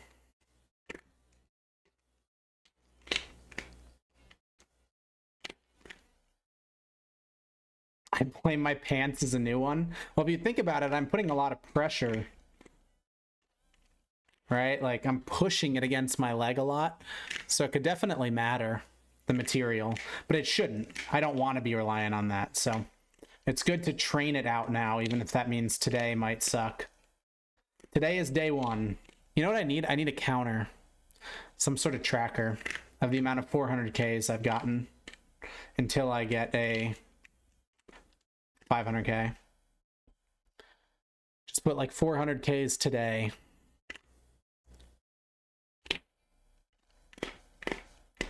It's the left taps. That's what it is. The left taps are bad. My finger's pressing down too much. Yeah, it's not moving over. Okay, cool. Got it, got it, got it. I know the issue. Now give me a good song and I'm ready.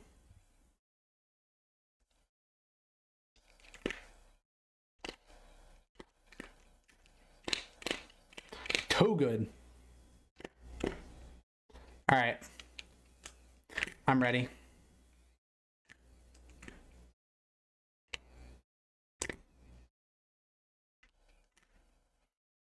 I thought of a good adjustment right at the last minute there. Oh my god, what are we doing, man?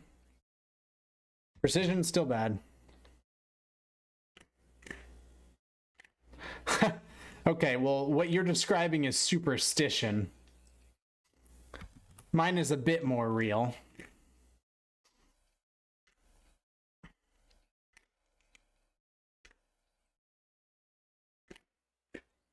Wow, dude. Dude. Okay.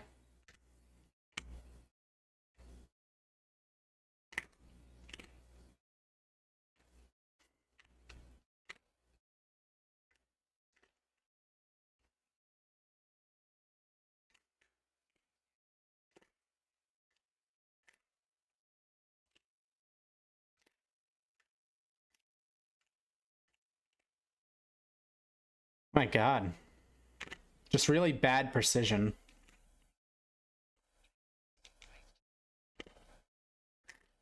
Accuracy is okay, but my precision's really bad right now.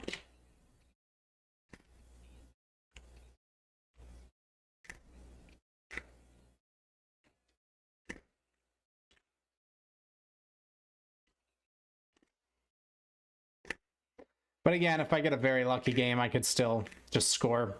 Honestly, I don't even need a lucky game. I can score 400k at any time by just not being a doofus.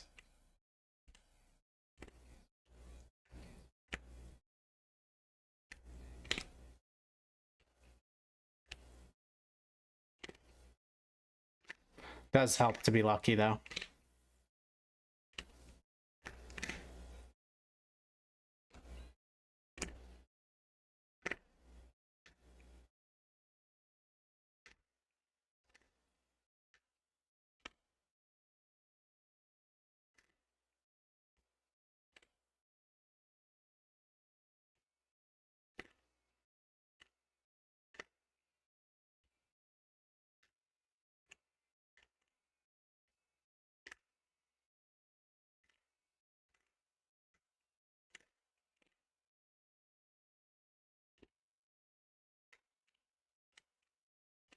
Fuck.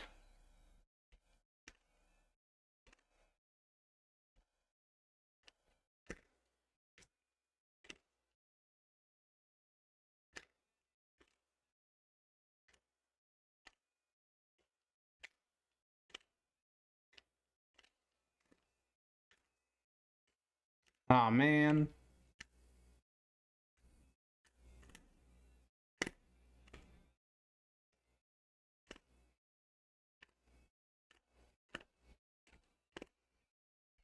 Oh, that didn't burn anything. Ugh.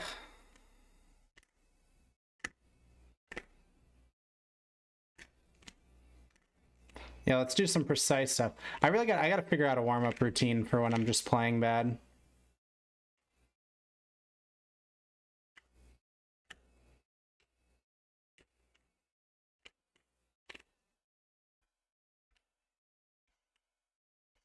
Can you tell the people calling me to be nicer?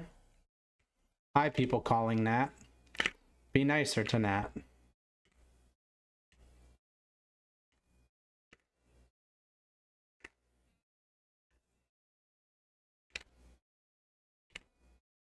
Alright. Let's have like a mildly efficient burn. Never mind, it's already fucked. It's really come to my attention over the past few days how bad my burning is for my current skill level. Just crazy because I don't feel like I've gotten that much better from when my burning was really good for my skill level. But slow improvements have brought my burning way behind.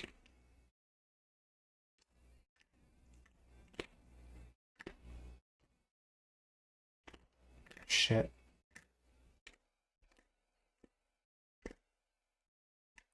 Almost got that 5-tap.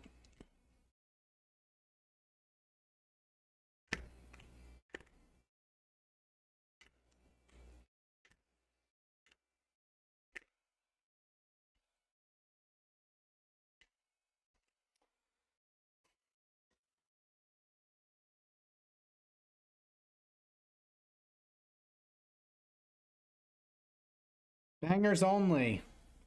Thank you.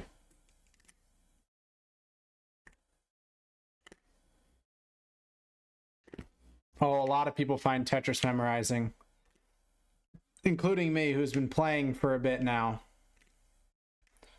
I still sometimes will just like be watching a Tetris stream and zone out and then realize, like, zone back in and realize that like a good amount of time has passed. That shit just happens. Tetris will suck you in. Especially played well. My stream is a terrible example. Good Tetris players, and I'm just like, whoa.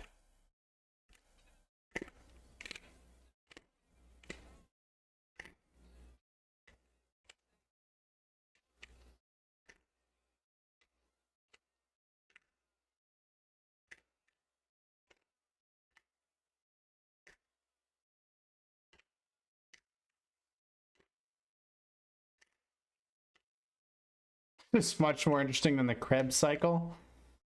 I suppose.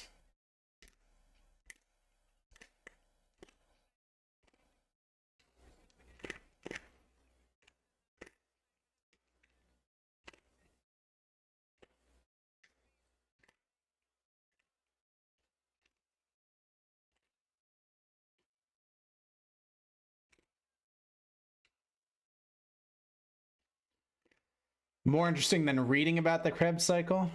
Yeah. Depending on where you learn, of course. And I do think that that is the place of YouTubers in modern education.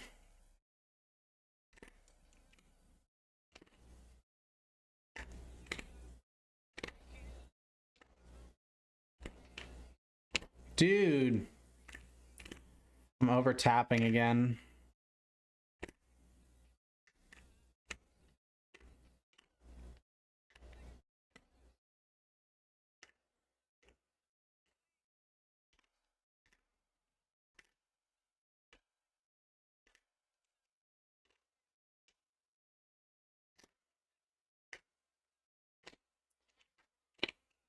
Dude. I thought that was gonna burn, but they're misaligned. I'm having a terrible day. This is crazy.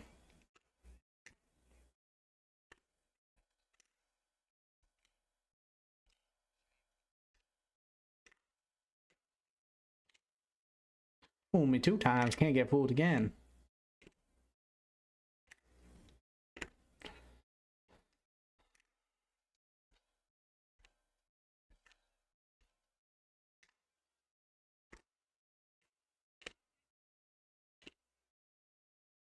The bass song.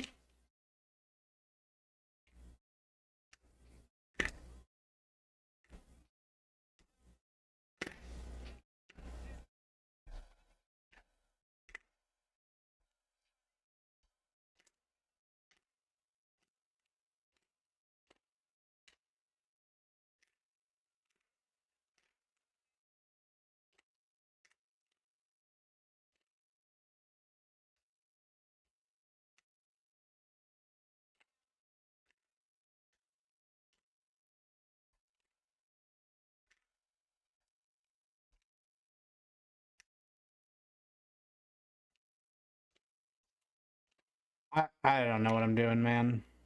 I just keep making really bad decisions.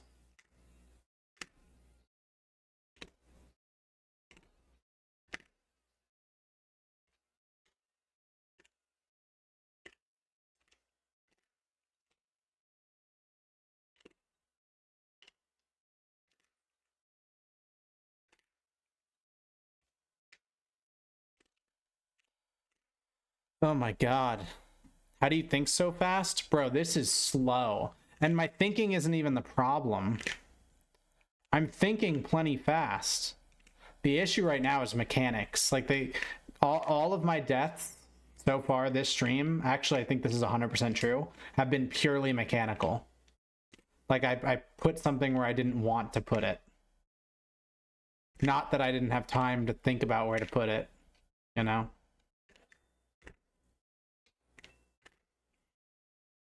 But the real like that, it's just a mechanical error, and so is that. Like that's not where I wanted to put either of those things.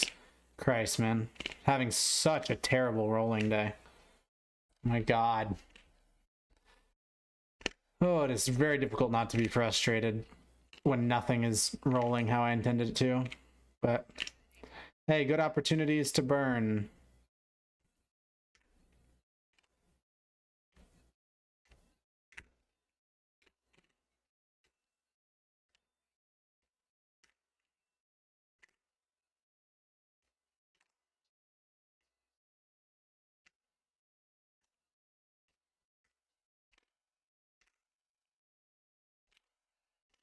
Nice double tap. Do your eyes ever twitch back and forth really fast involuntarily? I don't think so. Oh, do you mean like a muscle spasm in your eyes? If so, yes. That has definitely happened to me. This is where we find out Juju's dying. We Google it and WebMD's like, oh, yep, that means you have cancer for sure.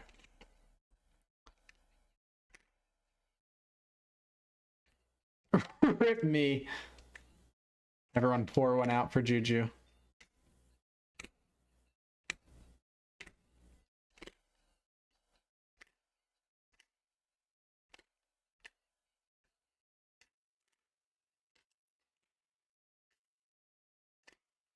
Imagine I hit that 5-tap though.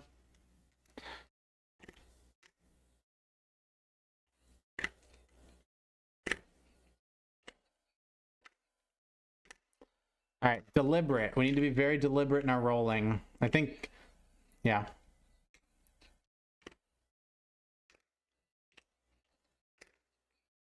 I think that's the main issue right now. The mechanics of the rolling are just bad.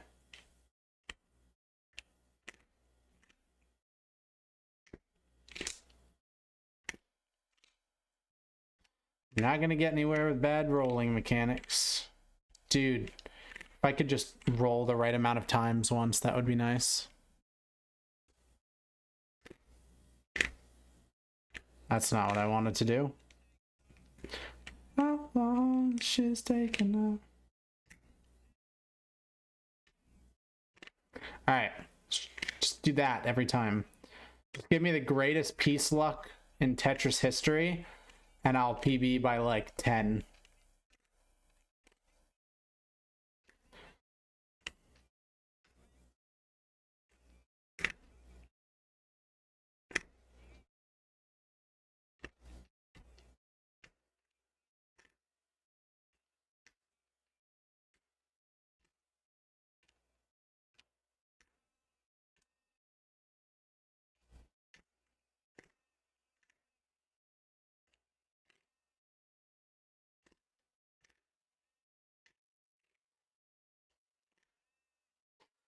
How am I over tapping every time?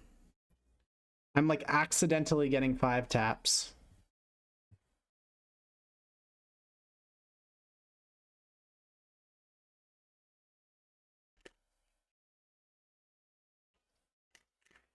Sorry, chat. I know it's not very entertaining on days where I am playing like shit.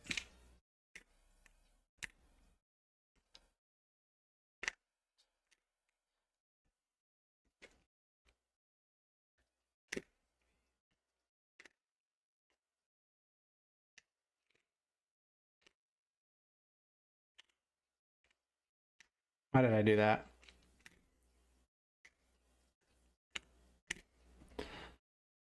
Yes, exactly, Brownie Bean. That is 100% accurate to what's happening right now. I'm misdropping pieces by 5-tapping when I don't want to. 5-tapping being like the hardest thing for me to do right now, consistently. Like there's a perfect 5-tap instantly. Well, that one I wanted to do it, so I guess I can't complain.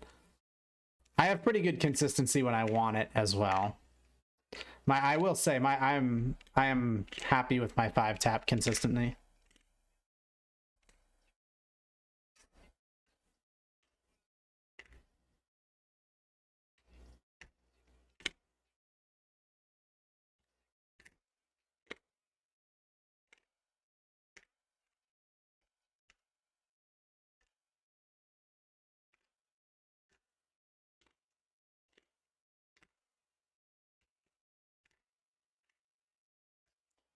What are we doing here, man?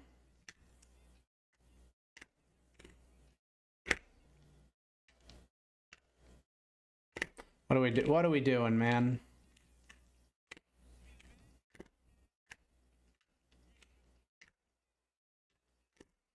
What a 5-tap. That was a great 5-tap.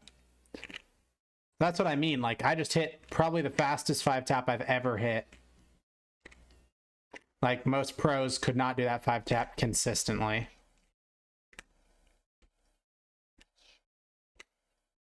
And yet, I'm still, like, tapping the wrong amount of times sometimes. For no damn reason. My stacking decisions have also not been the best today. Though not the reason that anything has gone awry thus far. It's not been great.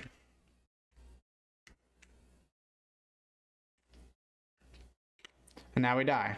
Because I just am the worst in the entire world at burning. Like, I probably shouldn't have burned with that. I should have waited, right? Yep. As always, I die every time there's a minor inconvenience.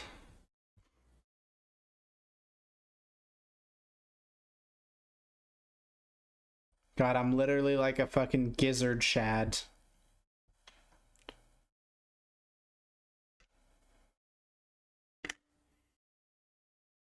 Oh, you should see a pro player. Brownie Bean.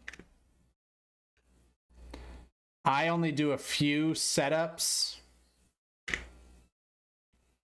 And they're mostly ones I just came up with from playing the game. And I'm just like doing them when I recognize them. You should see when a pro player plays. They're doing setups, just ridiculous shit.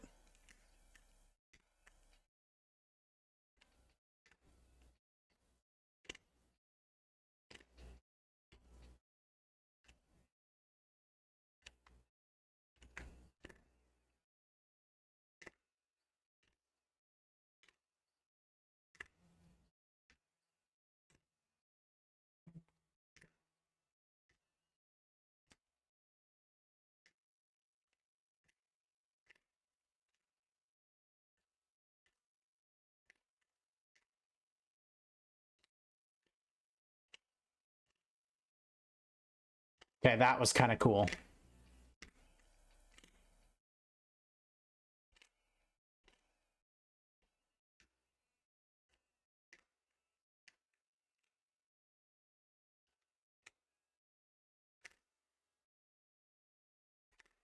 I'm guessing no one who knows what I just did is here, but it was kind of sick. And that's okay. I can be happy for myself. That was cool. I don't need validation. No way. Your dog said I'm a pro? That's high praise. Your dog's pretty fucking good. At Tetris, that is.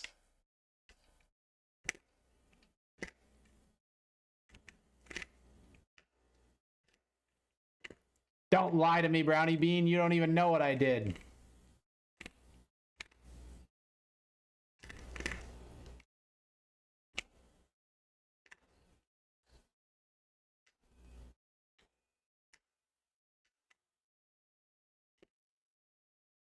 She's the best in the world? Well, Dog did win 2 different world championships. Dog is a 2-time world championship winner.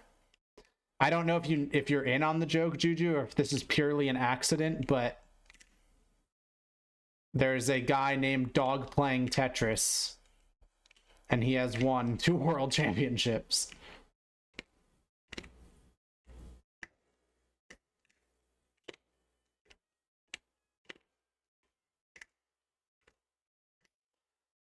I did not know.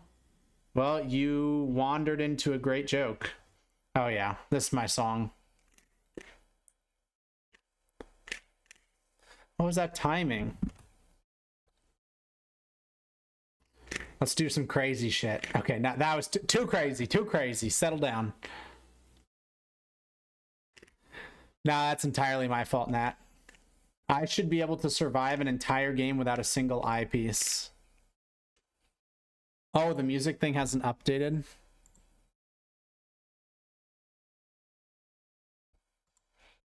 All right, now it should update.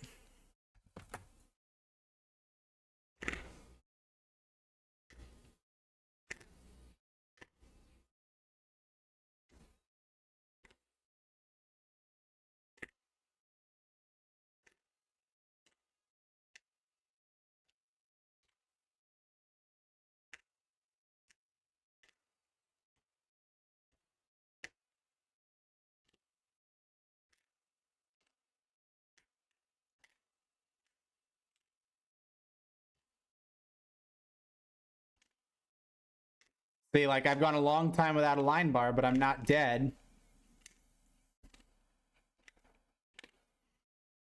Because I'm playing well. God damn it, man.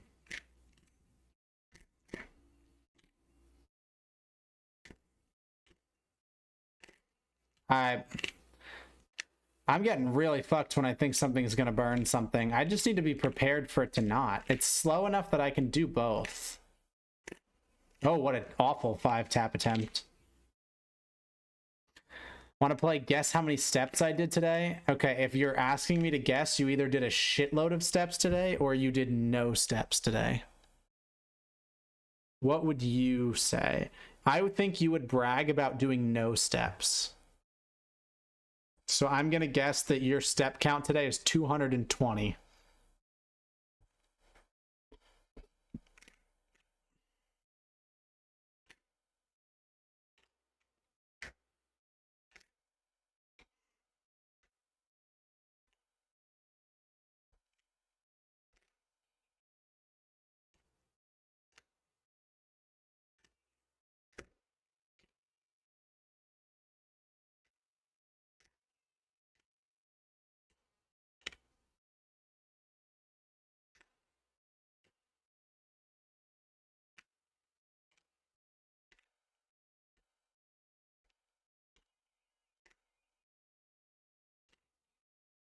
That's less than usual, Juju.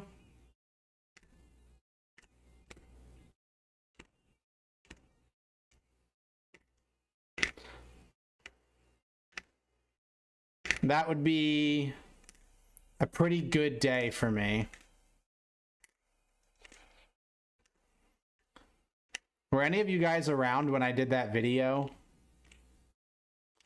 where I tried to get as many steps as possible in a day? Aw, man, I killed myself. Got like, what, 45,000?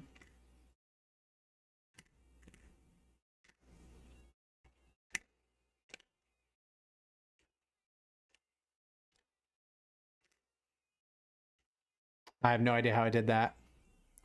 Didn't you get 40,000? I think I got 45,000. It might have been 40,000. I don't know. Oh, I think it was 44,000, if I remember correctly. Because I remember being disappointed that I didn't get 45,000. Wait, no, I would... There's no way I would not have gone up to 45 if I got 44. So it can't be that.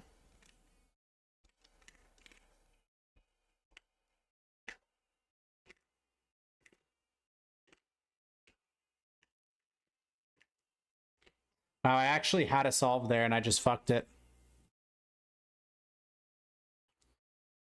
Well, I dedicated an entire day to it. Brownie bean. It's a YouTube video. I think it's my worst relative to my average views at the time. I think it's my worst performing video ever on my YouTube channel, which makes sense. I have a nature YouTube channel and I posted a video about taking a bunch of steps. I wasn't exactly expecting it to do well. It was just a thing that I did and recorded to use as motivation. So I was like, why not post it? I already did the effort of recording it.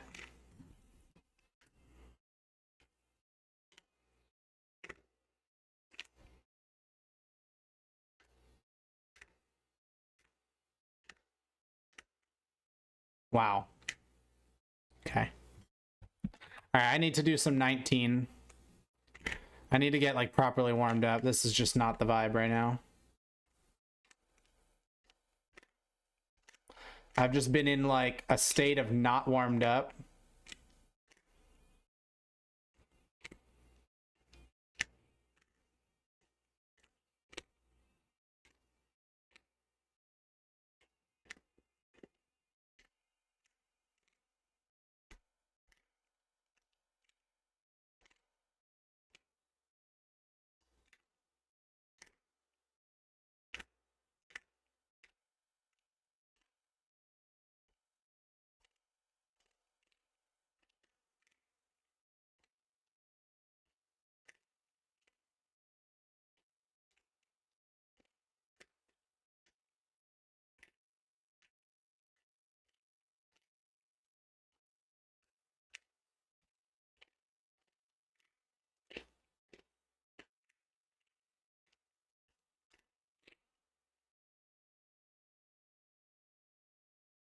What did you do that made your knees crunchy?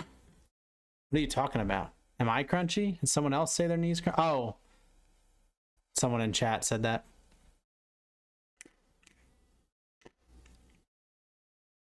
I was like, what? I don't know why I looked at my knees like I was gonna see some like crunchiness or something.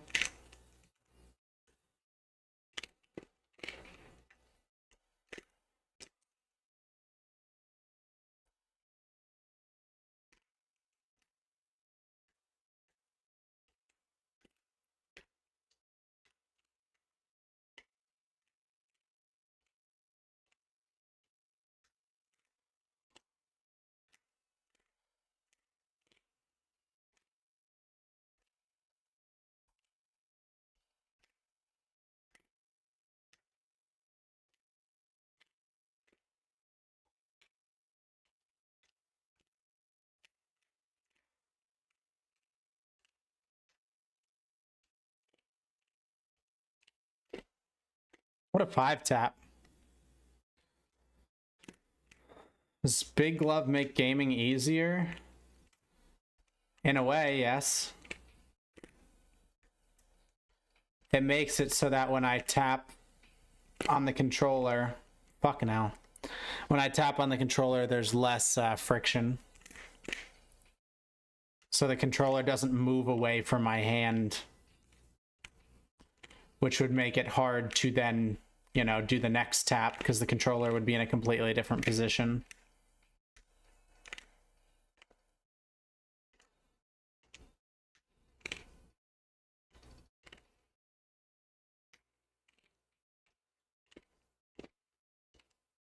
Fucking hell.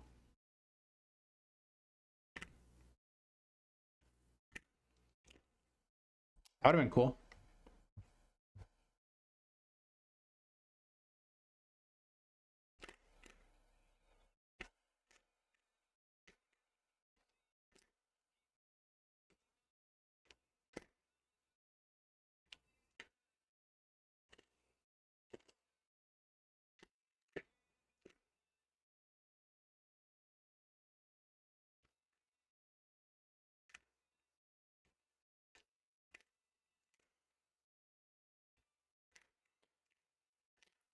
So are the two of you here excited for everyday Tetris streams?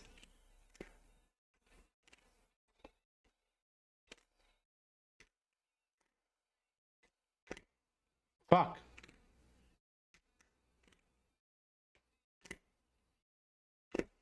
Oh my god. I cannot 5-tap for the life of me.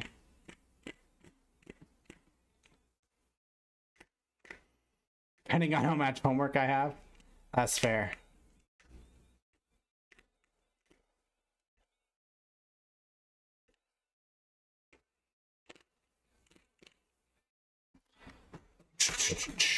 I'm gonna be doing exclusively 19 practice as soon as I PB. Next PB, I'm just gonna grind 19 until I'm good at it. I've definitely gotten a lot better at it, but it amplifies your mistakes. 5-tap. No. I got one more chance. Give it to me. 5-tap. Fucking hell. All right. Can we PB in 18 real quick so I can start practicing 19? 19's a lot more fun now. It's fast. Fast always ends up being more fun because it feels like the mistakes aren't my fault. Like when I make a mistake in 18, like misplacing that, I just feel stupid. 18's so slow, you know? It's like, come on, man. How are you fucking this one up?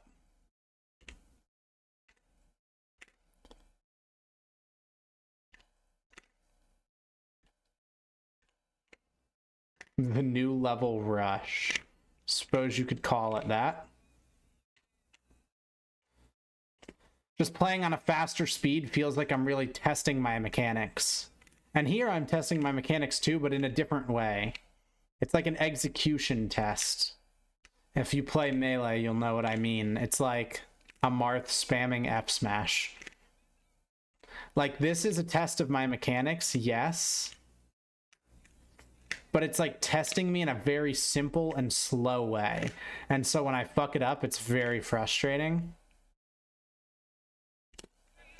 That might be the first time in a while that I have done something on... Just shut up, Zach. Just shut your trap. Just stop talking. Oh, just shut up, man. I just keep talking. I just keep AVNJ talk.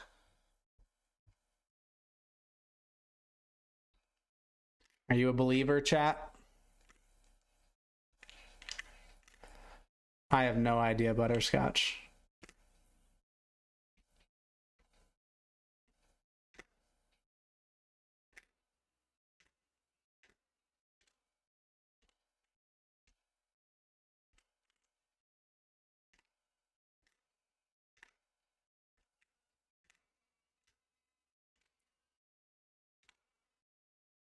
Are you a believer, chat?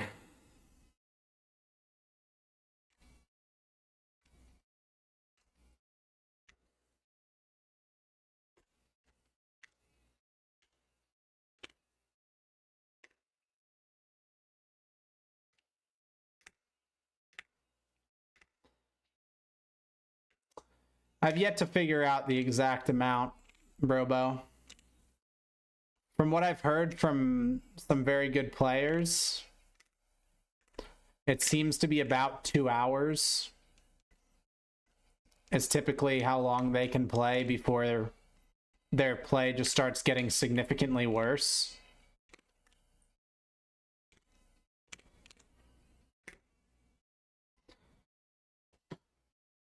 They get like, in my personal experience, it's like the first 20 minutes suck. Then I get warmed up and I play the best I will. And then I just start becoming more and more inconsistent the longer I play. I think this is solvable. I think with a T-piece, this is... Oh, wait, I want to try to solve this. No. Oh, I fucked it. I think I might have been able to solve that. All right.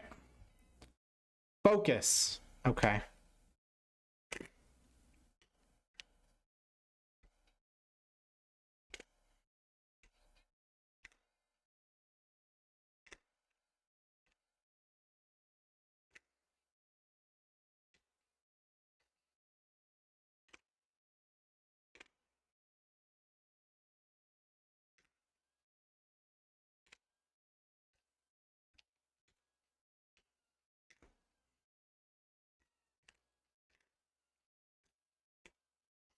It definitely is, Robo.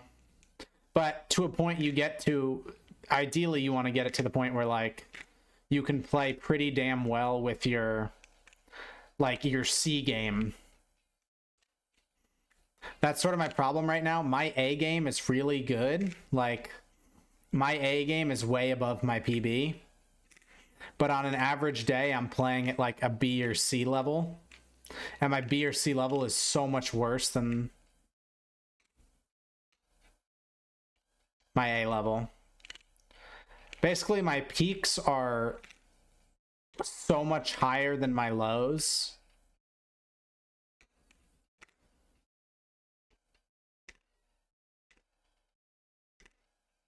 That it makes it very difficult.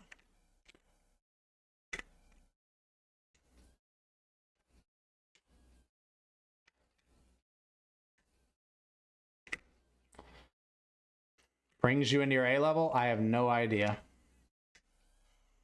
Some days I turn on Tetris and I'm just fucking cruising. Every roll is going exactly where I want it to. I'm not even talking about luck. I don't consider myself particularly lucky or unlucky in Tetris. I think generally my luck's pretty even. I'll have some pretty unlucky games, but of course, if you play a game like this enough, you're going to have some very unlucky games. And then I'll have some very lucky games. But on average, I think it balances out. I'm just talking about pure gameplay. That was cool.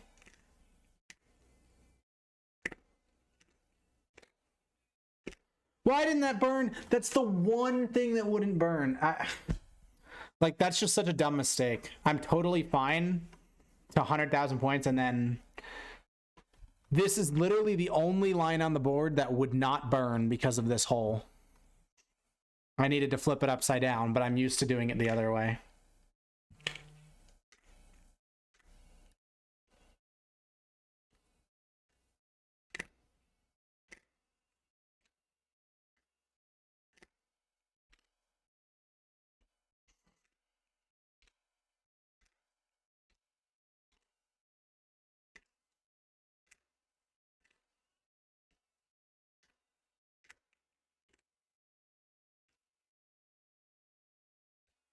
Okay.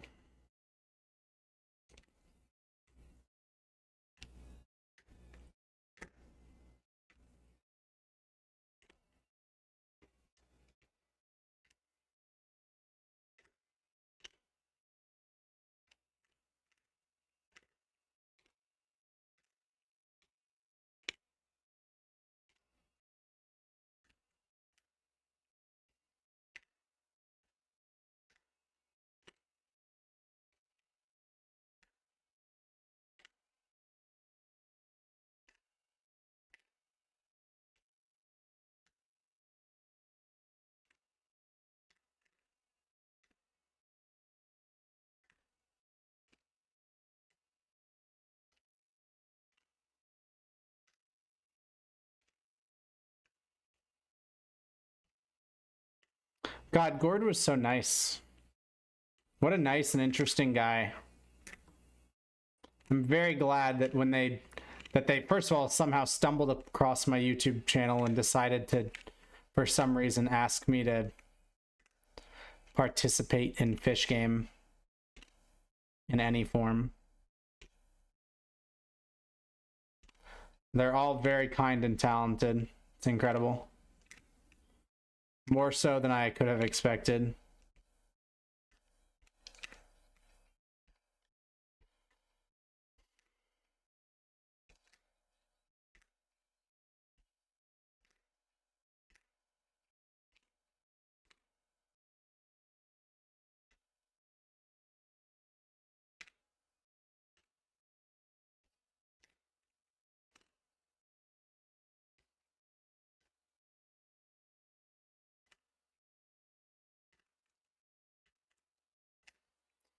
I was so obsessed with getting a T-spin. I was like, oh my god, a T-spin opportunity. That I just put a bunch of stuff where it made no sense. This is not new, though. I would sell my firstborn for a cool T-spin. It's an addiction.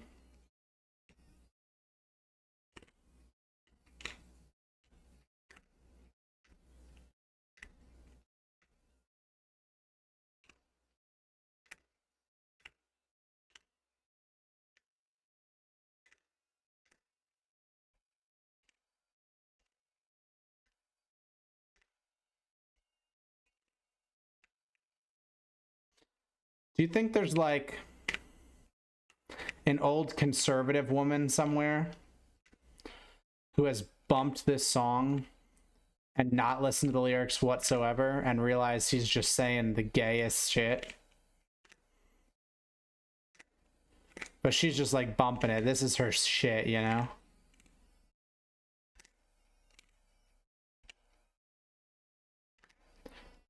And then she like looks up the lyrics one day and she's like, huh, bust in your mouth while I'm riding. What?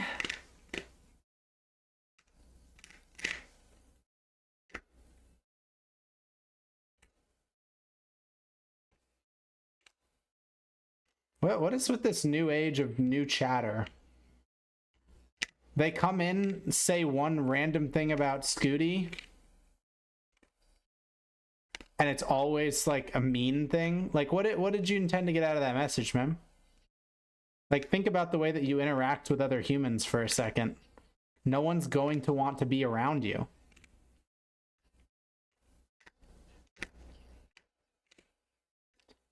Which is fine if that's how you want to live your life, but like, I don't know. That's sad. Oh, that was dumb.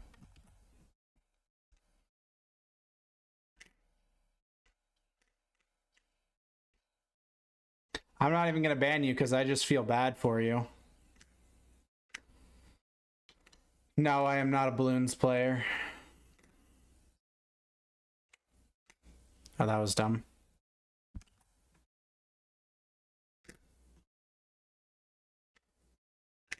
Are you saying that in the like, oh my god, he ate kind of way? Or is this like, are you commenting on the fact that I have not yet had dinner? Because it didn't make sense for me to end one stream and then stream again like 30 minutes later. So I just did one long stream.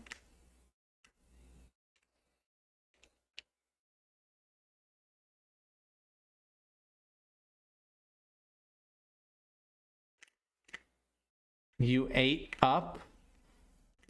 I ate up? You've gone beyond my knowledge of Zoomer vocabulary. Oh god, am I old? Help me, Nat. Quickly tell me what it means before I start questioning my mortality.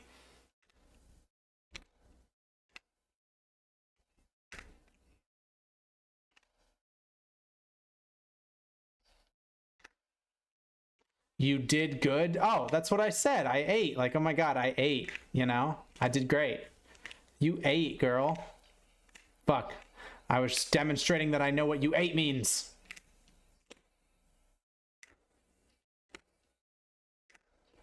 Okay, I'm good. I'm still in touch with the Zoomer slang. I knew that one.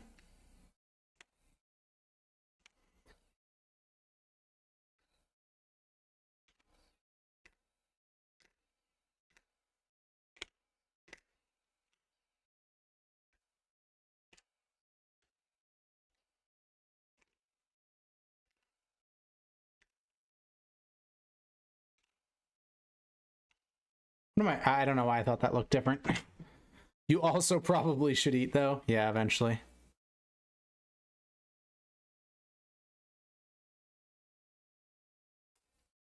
Get off my keyboard, stink bug. Bro, I got jump scared by a moth today. I haven't seen a moth since summertime. I know there are probably winter specialized moths, but they're pretty damn rare. And there was a moth on my wall. I was like, what the hell is that on my wall? And I got really close to it. There was a fucking moth that just flew up and jump scared me. Like, holy shit. I haven't seen a moth in 4 months. What are you doing here?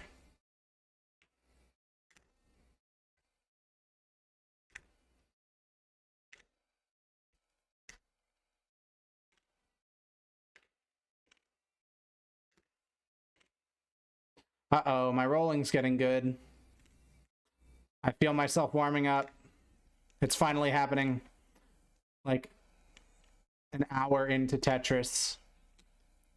My brain has suddenly decided to work. Watch out, haters. Here I come.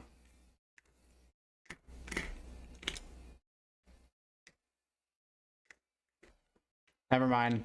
I'm dead.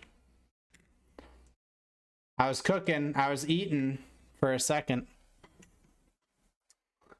On behalf of the moth, what are you, a cop? I'm trying to see if I can find it. It was a cool looking moth. I got really close to it and then it fucking jumped in my face.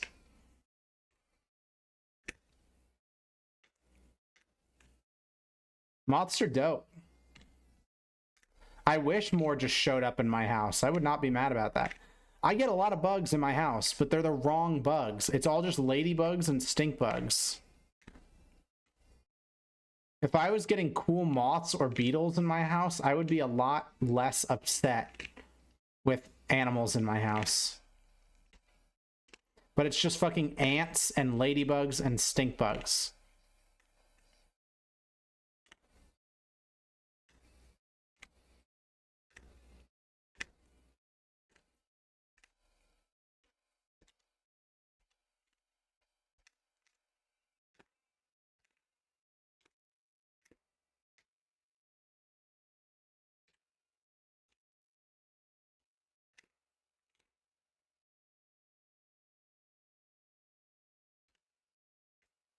God, I'm such a baby back bitch. Wah, the pieces aren't exactly what I need to burn. Wah, I'm just gonna fucking die now because I just can't survive without the perfect pieces.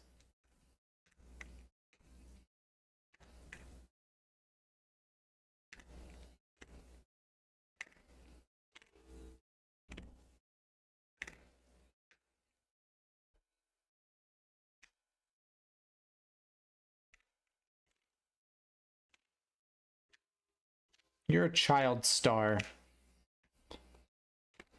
Don't say every Monday I called in sick. Do you have Tetris streams? No.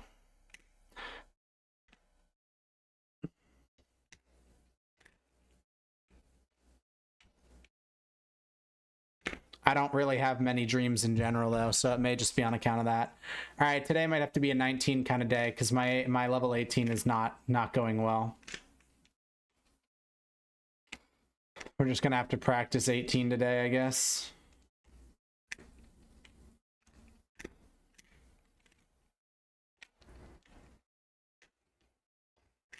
Which doesn't make a ton of sense because 19 is faster.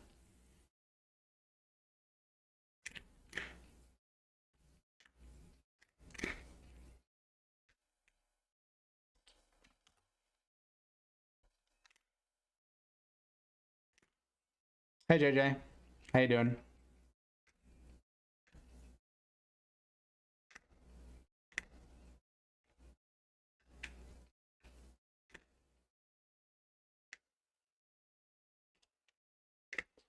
Dude, is that a double bits? No, not quite.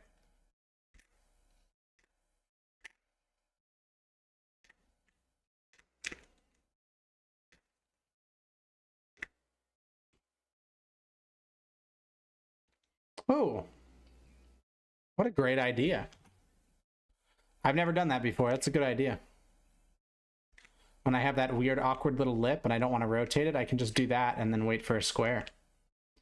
I just accidentally created a new adjustment for myself. New strategy unlocked.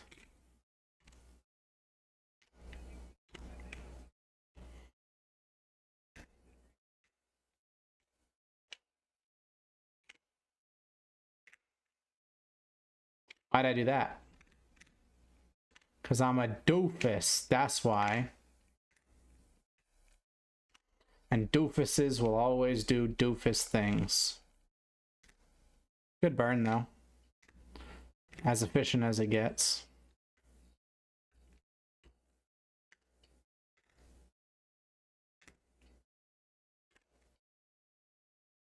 Yeah, soldier boy. Get him, soldier boy. Crank that, soldier boy.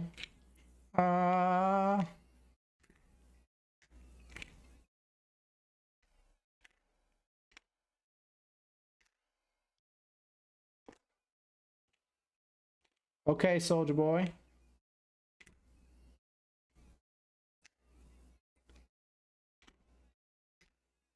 What are you doing, Zach? We're good.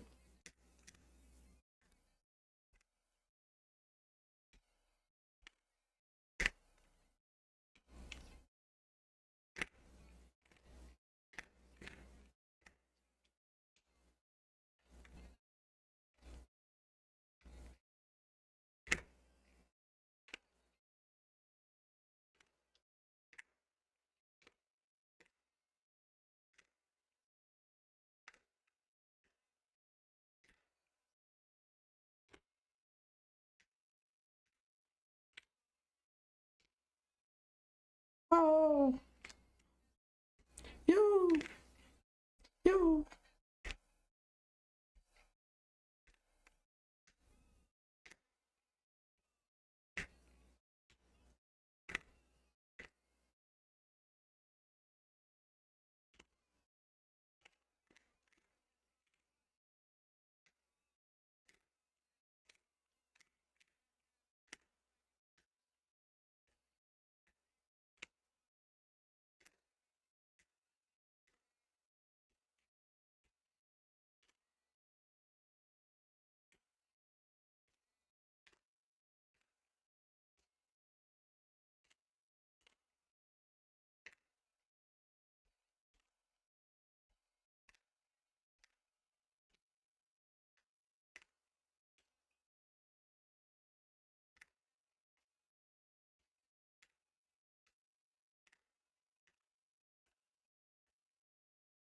Oh.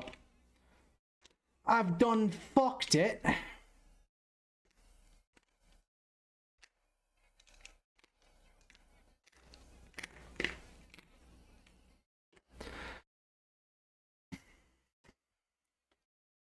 This song came out in 2007. Have you guys seen the speed run of this song?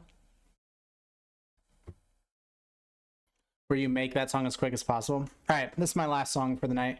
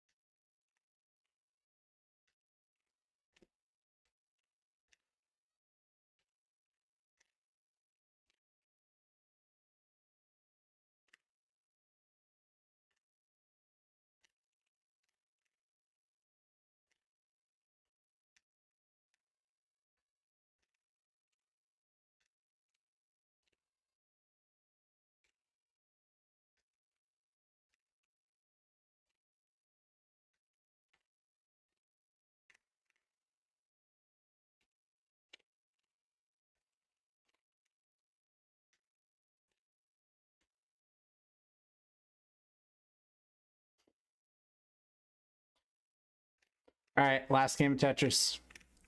Actually, I'll play one. We'll go down. I'll play a 29, then I'll play a 19, then I'll play an 18.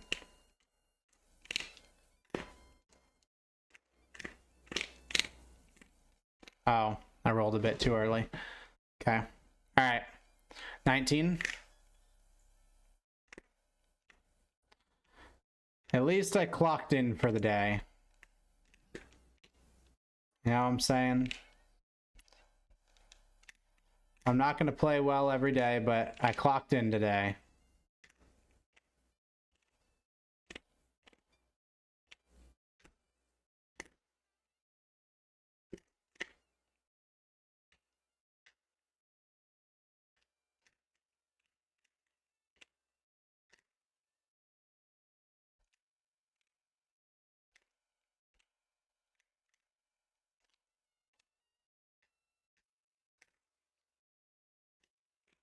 Oh.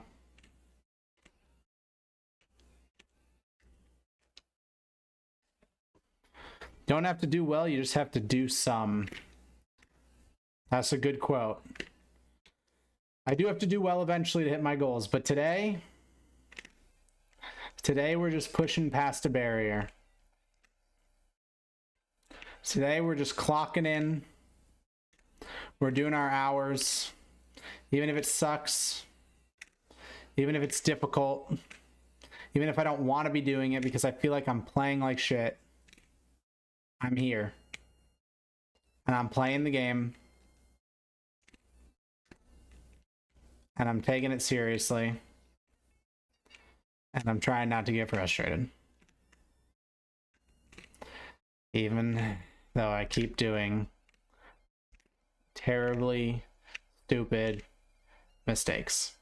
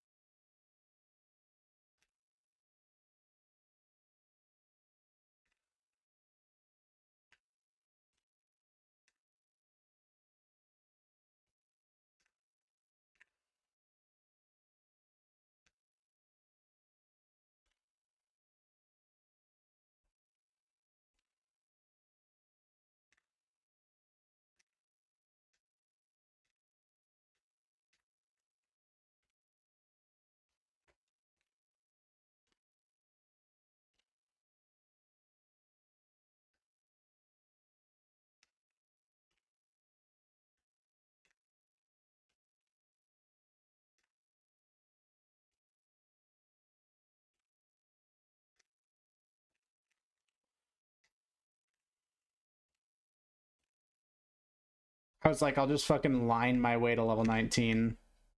And then I made a terrible misdrop. I can still do it though.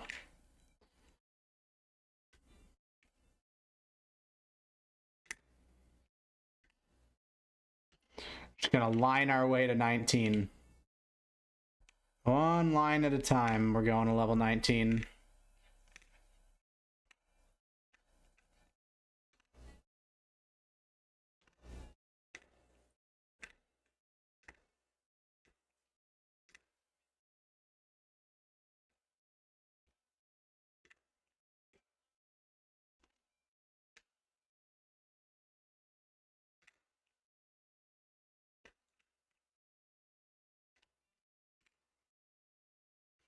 Every time I'm close, I make a mistake, I swear. Look at this! It's like it's encoded in my brain to not let myself do it right. We're going to level 19, baby. All the way.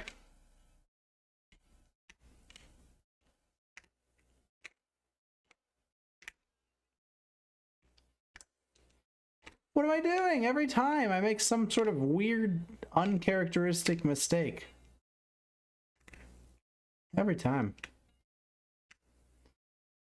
Good discipline.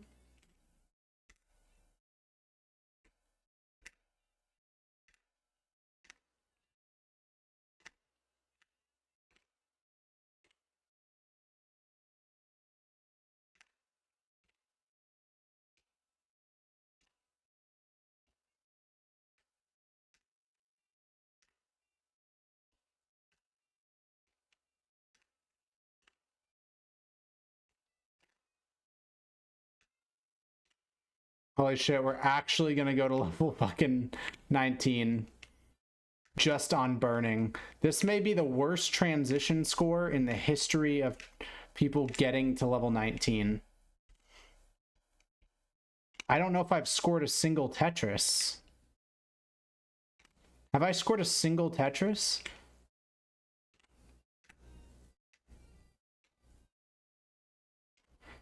I wonder if anyone has ever been good enough to get to level 19, but been bad enough to get there without scoring a single Tetris.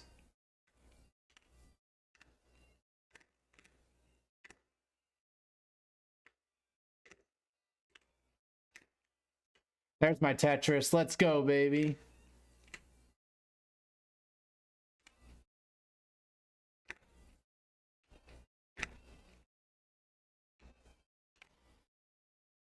To level 19 we go.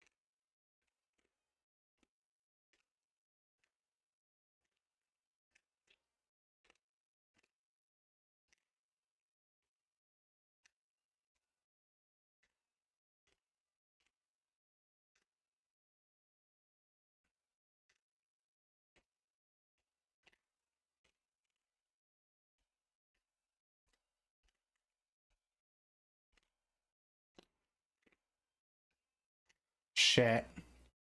I fucked it.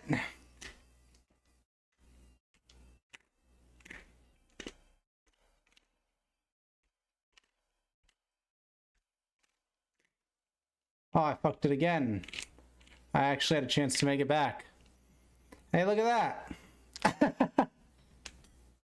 Level 22. That's my highest level by 2. I've only ever made it to level 20 before. I made it to level 22.